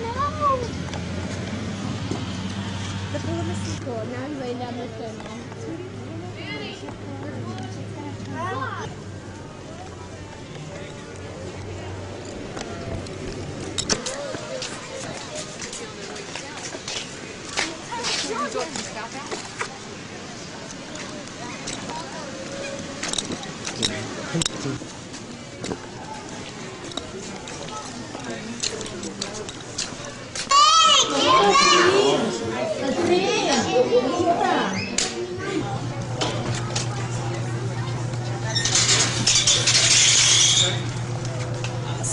Just kind of angle more towards the front.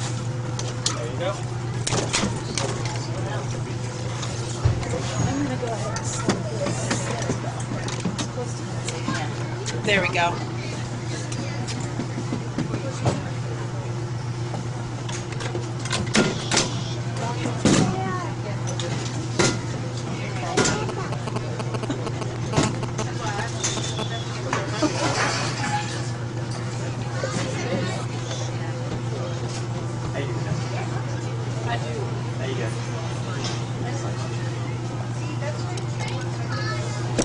Hey, you realize if something does happen to me, you have to take over.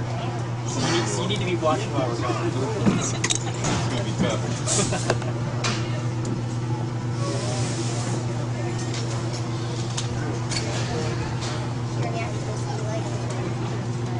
And away we go. Good afternoon, everybody. My name is Aaron. I will be the talking head at the front of the train for the next 45 minutes or so. Before we do start our excursion through the wilds of Africa and Asia, I do want to give you all just a few little safety tips. You're going to be seeing a lot of animals to your left and your right, and you're going to want to stand up and take a look at those animals. I highly recommend you do so. However, if you decide to stand up, I do request you hold on to the rail of the seat in front and behind you to stabilize yourself. We do get a little rocky sometimes, and I do not want you to fall and hurt yourself. Whether you are standing or seated, please keep all of your personal belongings and body parts inside the train. I do come relatively close to plants and fences sometimes, and, well, quite frankly, it hurts when you get hit by them. Personal experience. There is no food, drink, or tobacco products allowed on the train. If you have a drink in a resealable container, that is allowed. If you're in the very back car and there's an emergency of some sort, please do what you gotta do to get my attention. I'm here to serve you and want you to have a nice, safe, fun trip. If you look at the wall of the door to your left or your right, you notice it's held together by a latch or a bolt. That is not meant to support your weight, so please do not lean against it. If you do lean against it and fall out, I will be forced to stop the train and I'll probably point and laugh at you. Follow that wall down towards the floor. You notice there's a slight gap between the wall and the floor. Please do not set your personal belongings by that gap, because if they do fall out, I cannot stop and pick them up. It's kind of a safety issue. I do want to point out that all the animals here are wild animals and therefore do wild animal things, and sometimes they are hard to be seen, but I'll do my best to point them out to you the best that I can see them. The biggest thing of all is you do have to have fun when on the tour. If you're not having fun, I'm not having fun. And that's just not very much fun now, is it? So with all that being said, we're going to start our tour with what we see off to the right side. And that will be one of our Asian elephants. Now if you look on her back, you notice there's some straw or debris. Does anybody see her hands? I do hope the answer was no, because she does not have hands, therefore cannot put suntan lotion on her body. What she can do, however, is what's called a dusting behavior. She will use her trunk to throw food, debris, or dust onto her back, and they will act as a layer of protection against the sun. That's a behavior called dusting. Now disregard the deer off to our right side, they are not ours. Therefore you do not see them. We will talk about them later though. So to the right side you have Asian elephants, the left side you have the African elephant exhibit. The reason why I say it's exhibit is because you don't see African elephants. What you see out there is actually some keepers. Now with the keepers, well, they're keepers. But since we have protected contact here at the Wild Animal Park, you will not see the keepers and the elephants in the same exhibit at the same time. Because if you look at the average size of a human versus the average size of an elephant, the elephants have a slight advantage. So in order to keep the elephants and the keepers nice and safe, we keep them separated. Off to the right side, you have some of our Asian elephants.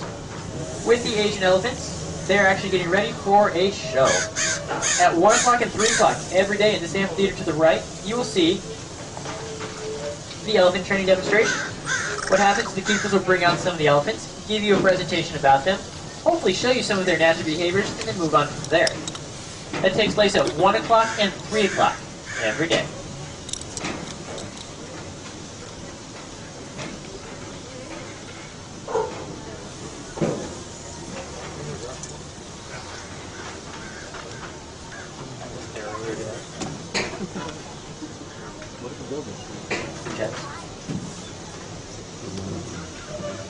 Now, if you look out to the right side, you'll see our Chandler Herb Garden. This is one of the largest herb gardens in the state of California. Got interesting colors and fragrances. If you're a plant person, I definitely recommend walking through here. If you're not a plant person and want to become one, this is a good place to start. If you're not a plant person at all, don't care, don't want to care, strictly want to see animals, give me about 5 minutes and I'll show you some closer to the train. We do try to be accommodating to both the plant and the animal people. Now off to your right side, you'll see a sneak preview of our East African exhibit. The only thing I want to point out right now is look at the wide open space. I'll talk about the animals on the other side of the track, so just take a look at the space now, because that leads into what I talk about next.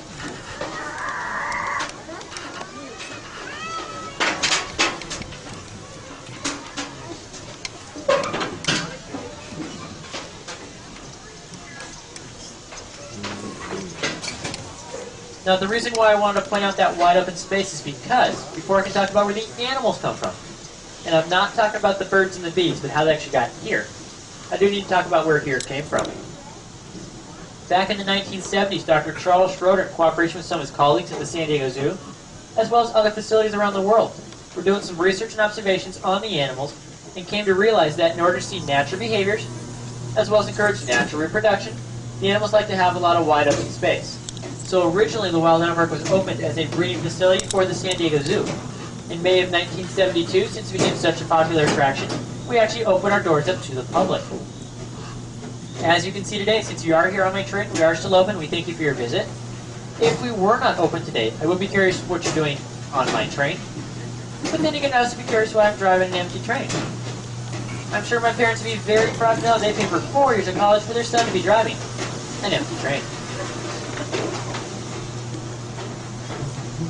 Now in just a second, we're going to be passing up over Cat Canyon. I'm not going to stop here because this is a place you can come back on your own and spend as much time as you want looking for the animals. I'm going to take out the places you cannot go by foot. If you were to look off the sides, though, the left side is the Transvaal Lion exhibit, the right side is the Tiger exhibit. If you do want to see lions, I do recommend going down to the Lion Camp, where they are much closer for your viewing pleasure, as well as you have the possibility of seeing between 0 to 5 lion cubs. Depends on who's out at what time. So I'm going to look off to the right, you're welcome to the left. And let's see what I can find off to the right side.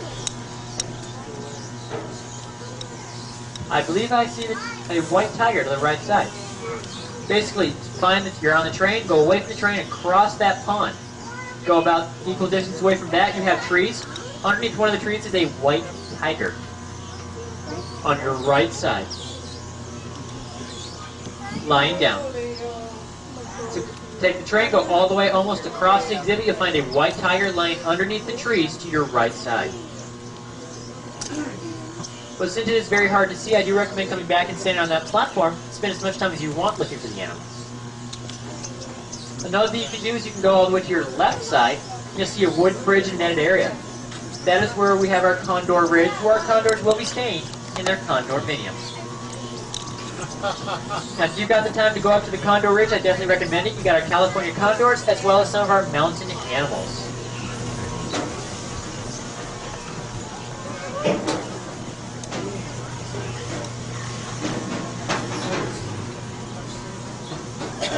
To the right side, you're going to have our Central Asian exhibit. I'll talk about this exhibit on the other side of the track, because in just a second, I'm going to talk about what's going to be on the left side. If you are curious about the animals to the right side, the cattle that you see, those are the Javan Banteng. The very large brown deer, those are the Pierre David's deer.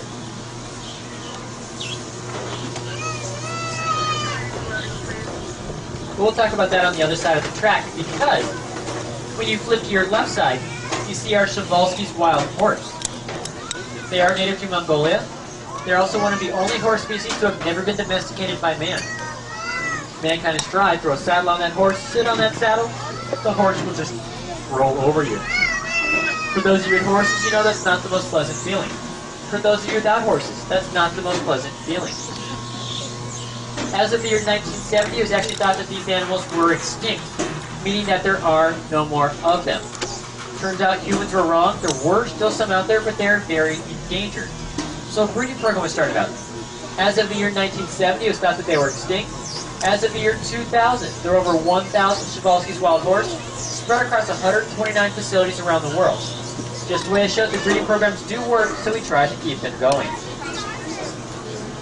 Przewalski's wild horse to the left side. Now, since we do have so many animals out here, that does make it very hard for me to stop and talk about every single one of them. So what I will usually do is stop and talk about the largest animals, the largest group of animals. Animals performing an interesting behavior, or animals with babies. Or my favorite animals. But I will try to talk about most of them throughout the tour.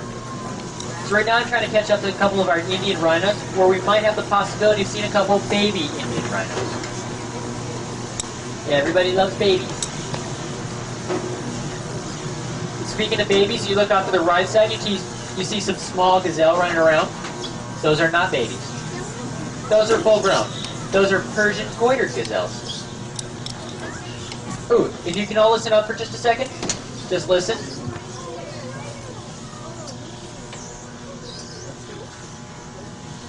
Do it again.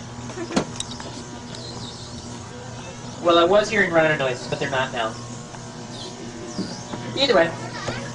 But if you do look off to your left side, you see some of our Eastern Kiying. Eastern Kiying to the left side. It's a type of our horse species. Those are Kiying, not donkey. Now they do come from the Tibetan Plateau, where the food that they're going to be eating naturally is really only abundant for about 2.5 to 3 months out of the year. So they're going to need to eat a lot of it in order to keep up their daily strength. Also, it's going to put a big layer of fat on their body. With that big layer of fat, that's what they're going to survive on throughout the harsh winters.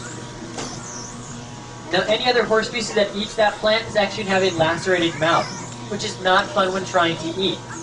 These animals have adapted to that. They have very bony palates as well as very thick lips, which allow them to eat that very sharp plant and not have their mouth become cut by the food. Eastern Kiying to the left side. If you look off to the right side, next to the feeder, you've got a rhino laying down near the back. Near the front of it, it's a baby rhino.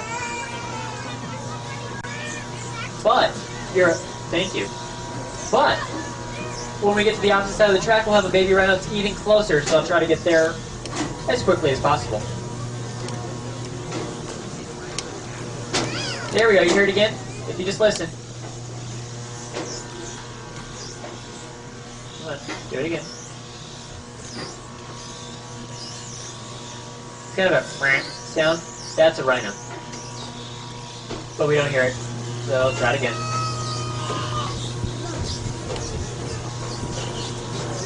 Now, as the rhinos are very large, so are the gaur that we're going to see off to our right side.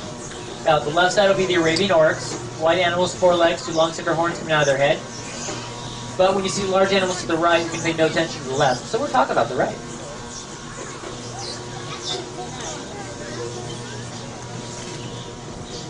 Because right off to the right side, you're going to have the endangered Indian gaur.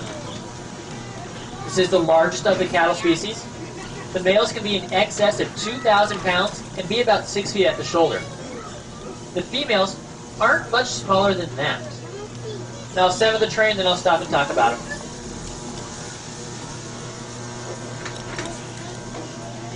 There we go. Also, if you can take a look at their face, if you have a camera with a zoom or binoculars or something like that, take a look at their face because it's not a very friendly face. You'll understand that in a second. Now with the gaur, well actually, a lot of the animals that you're going to see out here are going to try to run and hide from something that's threatening to them. The gaur will not do that.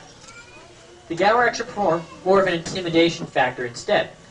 What they will do is if something threatening approaches them, they will show you their broad side. That's about 2,000 pounds of muscle. Scary, but not scary enough. Next, what they'll do is they'll then start to twitch those muscles and arch their back. You now have 2,000 pounds of twitching muscle facing you. Even scarier, but not scary yet. Next, they will then start to look at you. If you look at their face, you'll notice it's not a very friendly face. It's actually kind of downright mean. You now have a mean-faced, 2,000 pound twitching muscle animal facing you. Even scarier, but not scary yet. Next, what they do is they will then start to drool. You now have a drooling, mean-faced, 2,000 pounds of twitching animal facing you. Even scarier. But yeah, we're not afraid yet.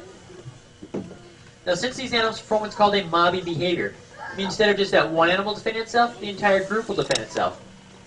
They hang out in groups of between 12 to 15 animals, which is roughly 24,000 to 30,000 pounds of mean-faced drooling animal, 2,000 pounds apiece of 2,000 pounds apiece of twitching muscle facing you. That is intimidating. So on that note, we are going to leave.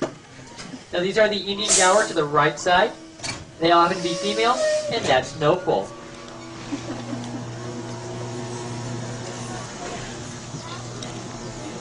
To the left side, you have a small herd of Chinese white-lipped deer.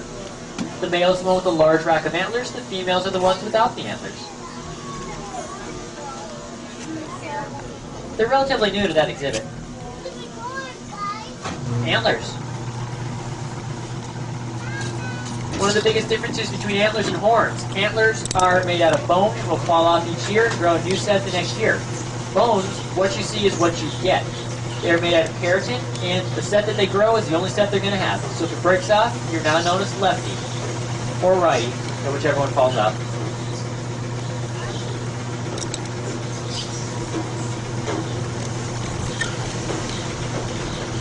Now, not only do we do conservation on endangered animals, but we also do them on endangered plants, such as the California coastal sage you'll see to your left side. This is a very endangered plant. Since we are a registered botanical garden, we do set aside space specifically for the plants to prosper, just like the animals. So you think about it. If we do not have the plants, we're not going to have the animals that eat the plants. Without the animals that eat the plants, we're not going to have the animals that eat the animals that eat the plants. Therefore, Mother Nature just isn't very happy. So we try to do our best to conserve both plants and animals, so hopefully the future can have the same wonderful things we have today. We do have over 1,800 acres here at the Wild Animal Park, but only between 800 and 900 acres of that is actually developed land. The rest, such as what you see off to your left side, is just natural land for Mother Nature to do as she pleases.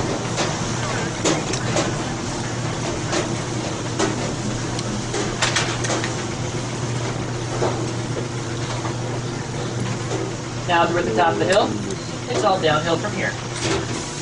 Literally.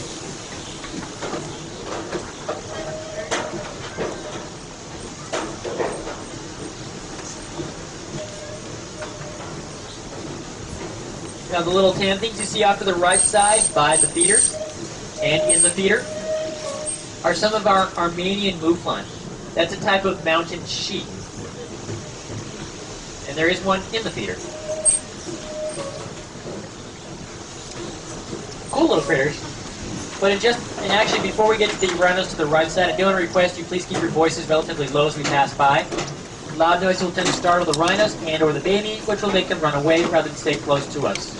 So as we pass by the rhinos to the right, please do keep your voices relatively low.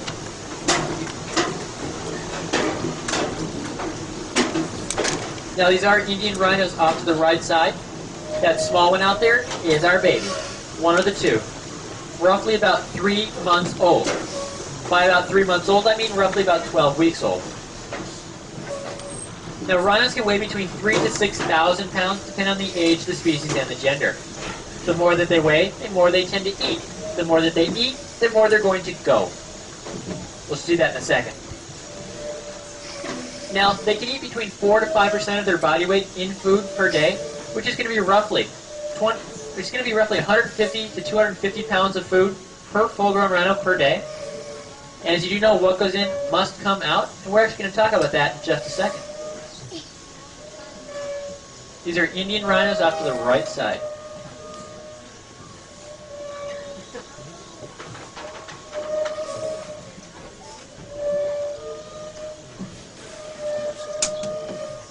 Now you've got the in part, now we got the out part. If you look to the right, this is what's called a rhino dung midden. Basically, in this entire exhibit, the rhinos will only go to the bathroom in 4 locations, this being one of them. We might be lucky and see some too. It's a communication system for them. What they can do is, yep, they're going to go. Basically, let's say that you're a male rhino. You go up and you sniff one piece of dung. By sniffing that one piece of dung, you can tell, was this a male or female rhino who was here?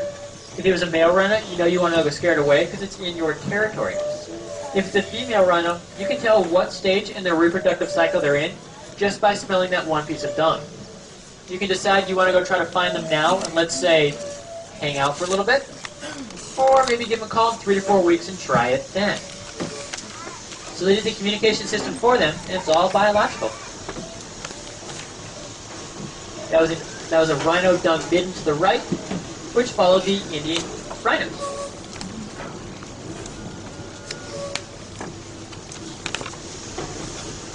Now, a lot of the hoof stock you're going to see out here are all going to be standing or sitting in kind of a circle or a circle type shape. This is what we call an alert circle.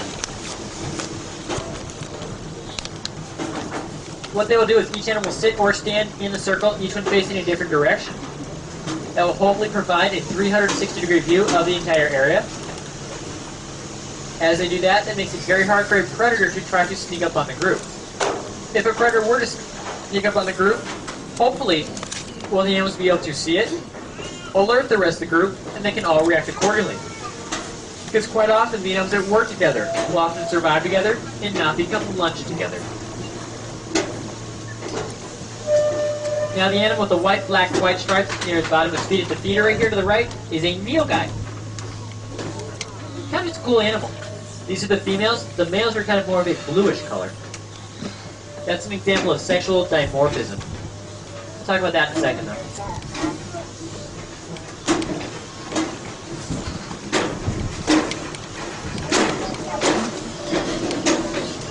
Now we head out of the Asian plains into Central Asia.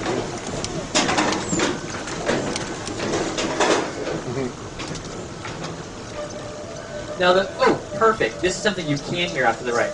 As the Pierre David's deer, the deer in the bottom right corner, move around, you'll hear a clicking sound. So just listen for that.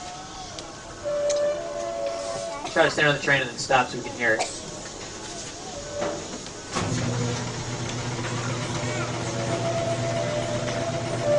Of course, now they're not moving around anymore. There we go. Brakes. Come on, move around.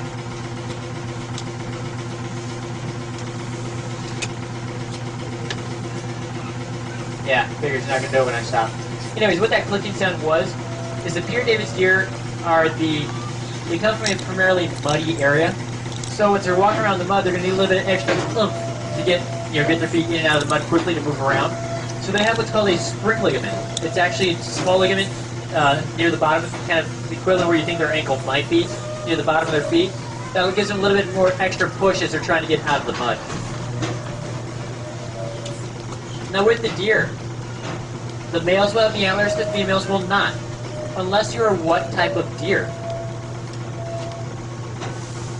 Anyone? Reindeer, that would be it. The reindeer females will also have antlers. The reason for this being, while they are trying to look for food before or after giving birth, they need to be able to keep up their strength because the food will give them strength so they can take care of that baby.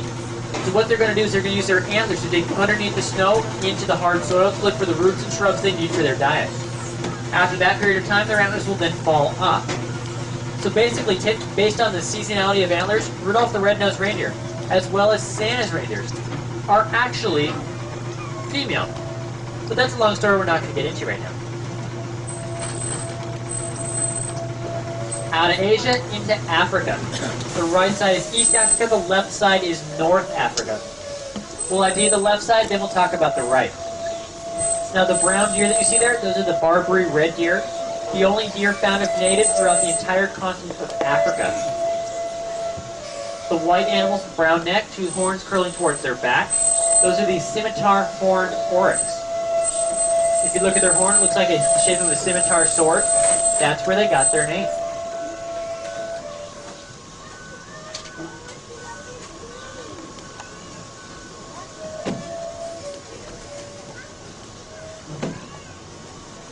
You look off to the right side, you see, well, some Roosevelt's gazelle, followed by some giraffe. Now with the giraffe, I'm going to give you the wonderful world of numbers. We'll start with the smaller ones, such as 2. Number 2 is how long their eyelashes can be in inches. Next we'll go up to the number 4. Well, 4 legs. But actually I want to go to the number 8. The number 8 is how long their tail can be. They actually have one of the longest tails of all animals. We next go up to number 16. Number 16 is how many gallons of blood they can pump through their heart in about a minute. Jump up to 25. Well, we'll jump up to number 18. 18 is how tall they can be in feet, or how long their tongue can be in inches. Next, we give you the number 25. With the number 25, that is how big their heart can be in pounds. They can have close to a 25-pound heart. The big heart.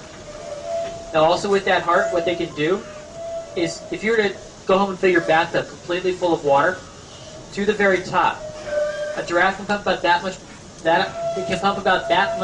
blood through their body in about 3 minutes. All kinds of cool numbers for the giraffe. Wildebeest to the right, or white-bearded gnu. That's on our right side of the tree. You go to the left side of the tree. You got mom and baby, Roosevelt's gazelle. Baby's the small one, mom's the big one. You also, that's not a dead baby. You also have the Kenyan impala. Anyone have a Chevy Impala? Or know about it? These animals is where they got their name. They are kind of the chocolate-colored animals on top. You come closer to the train from them, you have a tannish animal laying down, as well as a couple dark brown to black ones, white spotted on the neck and horns. Those are the Nile lechwe. The males are the darker colored ones, the females is the tannish colored one. They are also considered to be sexually dimorphic. What that term means is that the males and the females will stand apart from each other just by visually looking at them. It's kind of an indication between the males and the female animals. Now that truck you see out there, that's what's called a photo caravan opportunity. What you can do is you can sign up for that through our guest relations department or our website. When you're on the back of a truck there, what we do is we bring you out into the larger exhibits, get you very close to the animals, as well as the possibility, not definite, but possibility of being able to feed and or touch one of our animals. That does last for between 1.5 to about 3.5 hours, depending on how long you want to be out there. The longer you're out there, the more exhibits you will go into.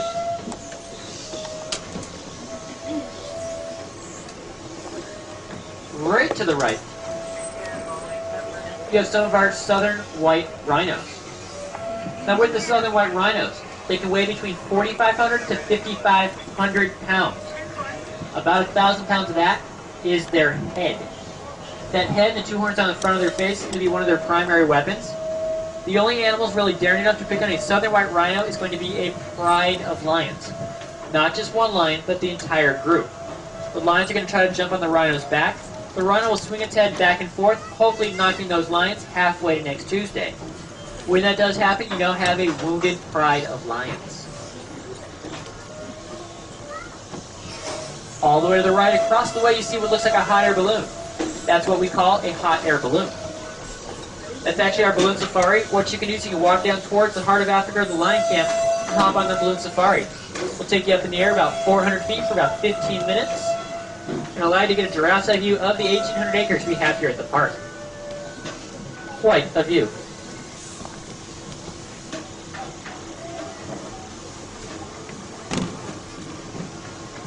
Now, if you can't see everything you want to see today, one thing that you can do is you can purchase an annual zoo/wild animal park membership. With that membership, what that allows you to do is come to the zoo and wild animal park as many times as you want throughout the year. If you come just 3 times throughout the year, that pass is completely paid for itself. Also, depending on the level of the membership you decide to purchase, you can have certain perks, such as listening to curators or keepers give talks, or even having free parking here at the wild animal park. It also allows you to have our 12 issues of our Zoo News magazine, a lot of interesting articles and pictures.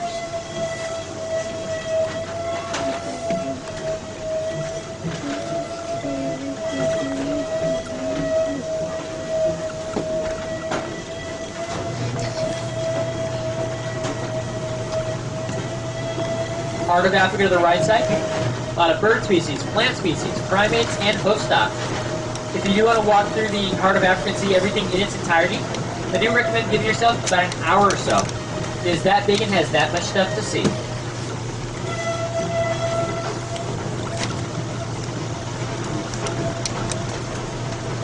Now another opportunity you're going to have is going to be off to your left side.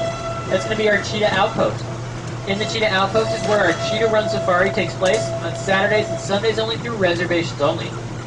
What we do is we bring out here and we set you on the other side of that fence. We show you how fast our cheetahs can run. Cheetahs can run close to 70 miles an hour at top speed. We then show you another animal to compare and contrast it. Give you the equivalent of an African tea party, then allow you to enjoy the rest of your day here at the Wild Animal Park. Now that does take place on Saturdays and Sundays only through reservations only, as well as the cheetahs are running off a leash. They're chasing the equivalent of what the greyhounds chase at the races, little mechanicalized fluffy thing on a zip line. Technical term, fluffy thing.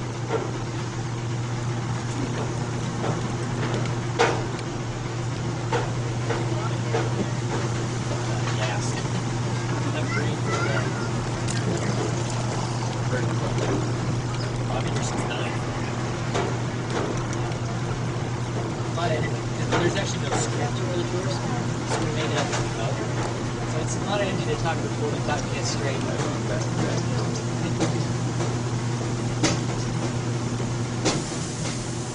Now, all the animals we have here are quite capable of handling the heat that we get.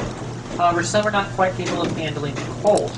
So right now, off on your left side, to the very right side near the back, you have some of our bonobos. A bonobo is related to the chimpanzee. They're on their way into their bedroom for the evening because, as it gets colder here, some of the animals cannot handle the cold, so we put them inside their climate-controlled bedrooms for the evening. The bonobos are primates, and primates are sensitive to cold, so they'll be inside their climate-controlled bedroom for the evening. So you put them right back out on exhibit tomorrow morning. It keeps them safe.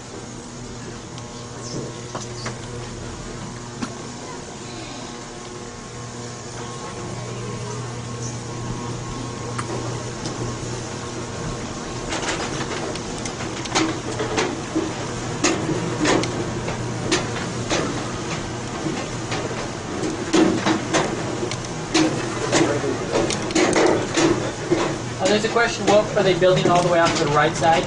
As of March, we're starting to build, we'll be done, building a new tour system. So in March, late February to March, we'll be opening up our primarily African tour. That was all the construction you're seeing off to the right side. That's the station as well as the roadbed for it. When that tour opens, this tour will stop. Kind of gives you something new to see.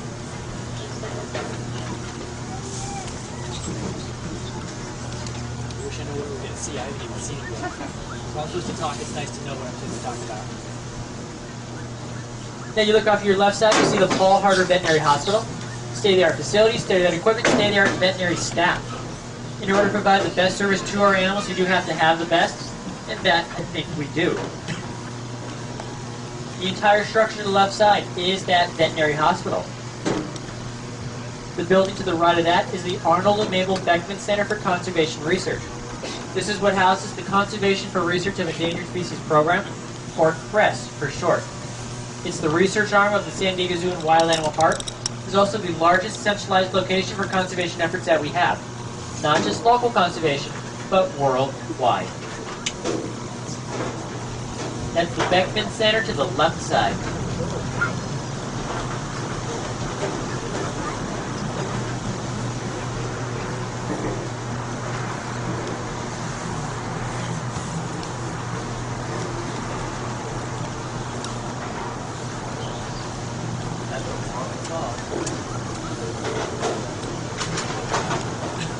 Now, all the information that I've been giving to you has come through our conservation, our research, and our observations. And we cannot do that without your help. Since we are a non-profit organization, it does mean that all the money we receive does go directly back into the Zoological Society, allowing us to do the wonderful things we're trying to do here. So, actually, quick aside, there are some people reaching out to the left side. A lot of these plants do have thorns, so just a heads up, especially if you have littler kids hanging out. Such as the little girl in the middle of the car. There we go, thank you. So, now all of your future and past photo caravan safari, cheetah run safari, balloon safari, your membership fees, your entrance fees, food souvenir purchases, your parking fees, all of your donations to us, all that goes right back into the society, allowing us to do the wonderful things we're trying to do. So to give you a couple of numbers to tie it all together, I will give you the number 140,000. Number 140,000 is how much money it costs to run the Wild Animal Park for an average of 1 day. $140,000 a day, roughly. Next number gives you number 90,000. Number 90,000 is how much money it costs to feed our animals for an average of 1 month. Doing the math, that's over $1 million a year just to feed the animals. So as you can see, all of your contributions to us are greatly appreciated. And you can actually consider your entrance fee today paying for your favorite animal's dinner tonight. And for that, your favorite animals thank you. They are fond of eating dinner every night, just like you and I. Well, definitely me.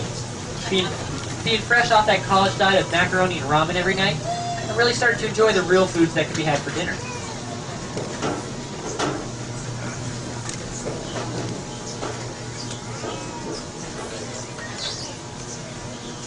Now, another opportunity you do have while here at the Wild Animal Park is our Zoo Works motion ride. This is a 3D 4-minute motion ride all about dinosaurs. It's located to the right in the Nairobi Village, right when you get off the train. I will point that out again as we get closer to it.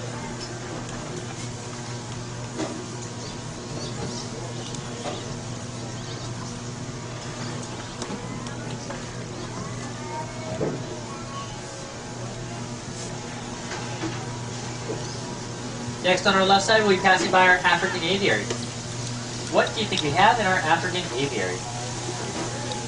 Not just any birds, African birds. You can actually walk through this particular exhibit if you decide to. It's located near the entrance of the park. On the top of those rocks, we do have some of our ibis. And from the looks of it, looks like they have redecorated the top of the rock. They do that for free.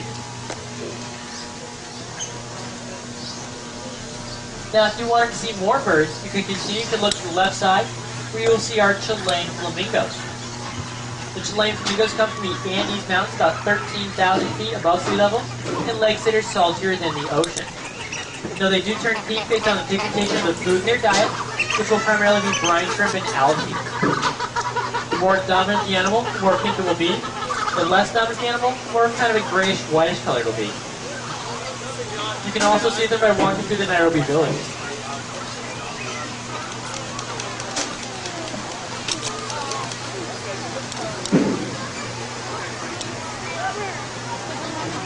Now speaking of that Nairobi Village, we're actually there. A lot of things you can do here is sit underneath that bridge and listen to the peaceful waterfall. Check out our flamingos, drive mechanical boats, hop on some lily pads, feed some of our bird species such as our whistling ducks, crawl inside an example of an aardwolf den, even crawl inside an example of a tortoiseshell. Now that tortoiseshell I'm talking about is directly across from the front of the train right now on the left side across the water. You'll see 3 of them. They're rather large. Now I'm about 5'11", and I actually fit completely inside that tortoiseshell, so it does tell you how big they are. Lucky for me, once I was inside that tortoiseshell, my friend decided to tip me over. Once I was tipped over, I do now know what it feels like for a tortoise to get tipped over. It's not as fun as you might think, but Revenge is planned, and it'll be oh so sweet. Also walking through the RV village will take you to the right side here, which is our gorilla exhibit. Now I'm not going to stop here because of all the visual obstructions, but if you walk to your left after hopping off the train, that'll take you back to this location. Now the gorillas, the bonobo, and the okapi all come from areas of Africa near or around the Congo region. As some of you might know, in the Congo region, there is some civil unrest going on among the people. When there's civil unrest among the people, it's going to affect the environment. When that affects the environment, it's going to affect the animals in the environment. So since we are a conservation society, we do try to do a lot of conservation on the plants, the animals, and the environment. So hopefully we can have the animals here for many more years to come. Now, we are always up for any help that we can get with our conservation efforts. One part of that would be recycling. Two things that you can help us out with in the recycling program would be recycling aluminum and paper products. By recycling aluminum products, that allows us to melt them down and or turn them into another aluminum product, therefore decreasing our dependency on foreign aluminum. If there's a decreased dependency on foreign aluminum, there's no need to mine in the Congo region where the animals will be living, also where aluminum is found. So you recycle your aluminum, no need to mine in the Congo region, the animals keep their homes. Next thing you can recycle would be paper. By recycling paper, I know a lot, if not all of you on the train right now, probably have a map to the Wild Animal Park. When you're done with that map and you decide not to keep it, you can recycle it in a recycling bin located near the exit of the park. By recycling that map, that allows us to reuse it and or turn it into another paper product. If we can do that, there's decreases our dependency on paper. Don't need paper, don't need wood. Don't need wood, don't need trees, no need to cut them down. Therefore the animals will keep their homes. Key word, conservation. You gotta love it because you know the animals do. Now to the right side you see the Benbow Amphitheater. This is where our frequent flyer bird show takes place at 12, 2, and 4. But I want to point your attention to the flags around the entrance. Those are flags of countries that also participate in the conservation efforts we participate in. Just another way to show that conservation is not just us, but is a worldwide effort. Continue to the right, you see our Samburu Cherish Grill. Wonderful tri-tip sandwiches, as well as a Mexican-themed cuisine. Go to the back of the seating area, you have a nice peaceful view of the heart of Africa. Go to the left, you have a jungle gym for the kids to play on. 3 things in one location. How fantastic is that? What? No kids? No problem. Enjoy your wonderful tri-tip sandwich as well as the view. 2 things in one location. How fantastic is that? What? Not hungry? Then don't go there. To the right side, you now have the gibbon exhibit. They're on the top of the platforms. With the gibbons, the males are black, the females are blonde. Babies are born blonde, then turn black. At sexual maturity, the females will then turn back to blonde. Now, how can you tell the difference between a monkey and an ape? Tails. Monkeys will have tails, apes will not. So the gorillas, the bonobo and the okapi, and, well, of course the okapi. The gorillas, the bonobo, and the gibbons do not have tails, which makes them a what? Ape. Gorilla's a gorilla. Now the colobus monkey, down near the heart of Africa, has a tail, which makes it a what? No, that makes it a monkey. We'll work on this. Now off to your left side, you'll pass by our lorikeet landing. In the lorikeet landing, what you can do there is you can purchase a cup of nectar for only $2. Only $2? Yes, only $2. With that only $2 cup of nectar, what you can do is you can go inside the lorikeet landing and feed our lorikeet. You stick your arm out, the birds will land your head, your shoulder, your arm, your hand, something like that, and drink from that cup of nectar. While they're drinking from that cup of nectar, we have employees who are taking pictures of you. The pictures will go to a hut outside the theater where you can purchase that picture on a magnet or a button, or some kind of souvenir like that, give yourself a wonderful reminder of the time you had here at the park. Now we are coming to the conclusion of our tour, so I do want to request a few things of you. First of all, I do request that you do not open your door or step off the train, so I do cover the big stop and the officer signal. If you have stools or wheelchairs, you can get on the train, I'll take you back to where they're located. If you do have a stroller, you need to actually use the front car so you can exercise the process to select where you are. As I try to say so. Oh, good. Now it's stopped. Now when you step off the train, if you go to your left, you'll pass by our lorikeet landing, followed by our gibbon, the Samburu Cherish Grill, the Benbow Amphitheater, and then the gorillas. If you go straight, you'll pass by a restaurant and ice cream stand. 2 separate stands, not the same stand, followed by another entrance to the gorillas. Go to the right to pass through the Nairobi village where our zoo or explosion ride is located, as well as everything else I mentioned. Take a sharp right to go down the hill. Take a sharp right to go down the hill. That'll take you down to the heart of Africa. The lion camp, the balloon safari, and the elephants. Now, like I said, we are a conservation society, so we do try to do conservation on the plants, the animals, and the environment. We're always up for any help that we can get with that. One thing you can do to help us out with that would be recycling. By recycling anything you can think of, especially paper and aluminum products, allows you to single-handedly think of yourself as helping the animals save their homes. And that's a good feeling. I would like to thank you for spending the last 40+ minutes with me here on the Wagasa Bushline. I hope you learned at least one new thing. If you did not learn that one new thing, I hope you had at least an entertaining ride. Now, once again, my name is Aaron. I would like to thank you for visiting us here today at the Wild Animal Park. I hope you come back again sometime real soon, and I do wish you all a very happy holiday season. It's now safe to step off the train. Please do enjoy the rest of your day. Like I said, if you do have strollers or wheelchairs, you can stay on the train. I'll take you back to where they're located. If you do have a stroller, I do need to ask you to move to the front car so we can expedite the process of you collecting your belongings. Do you want to go to the front, or do you want to hop up here? I can hop up here. Okay, yeah. Excuse me, sir. Can you flip the latch on the door for me? Thank you. You are clear.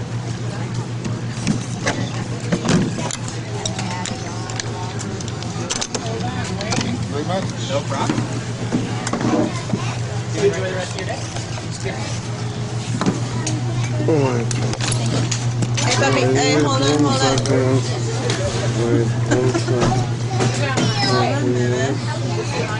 No, we're going to get our stroller, babe.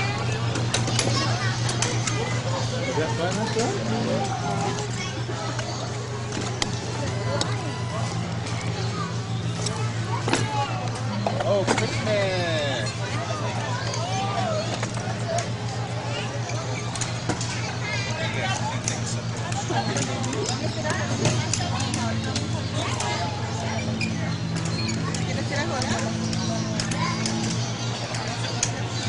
¿Por qué te quieres ir a la casa tan pronto?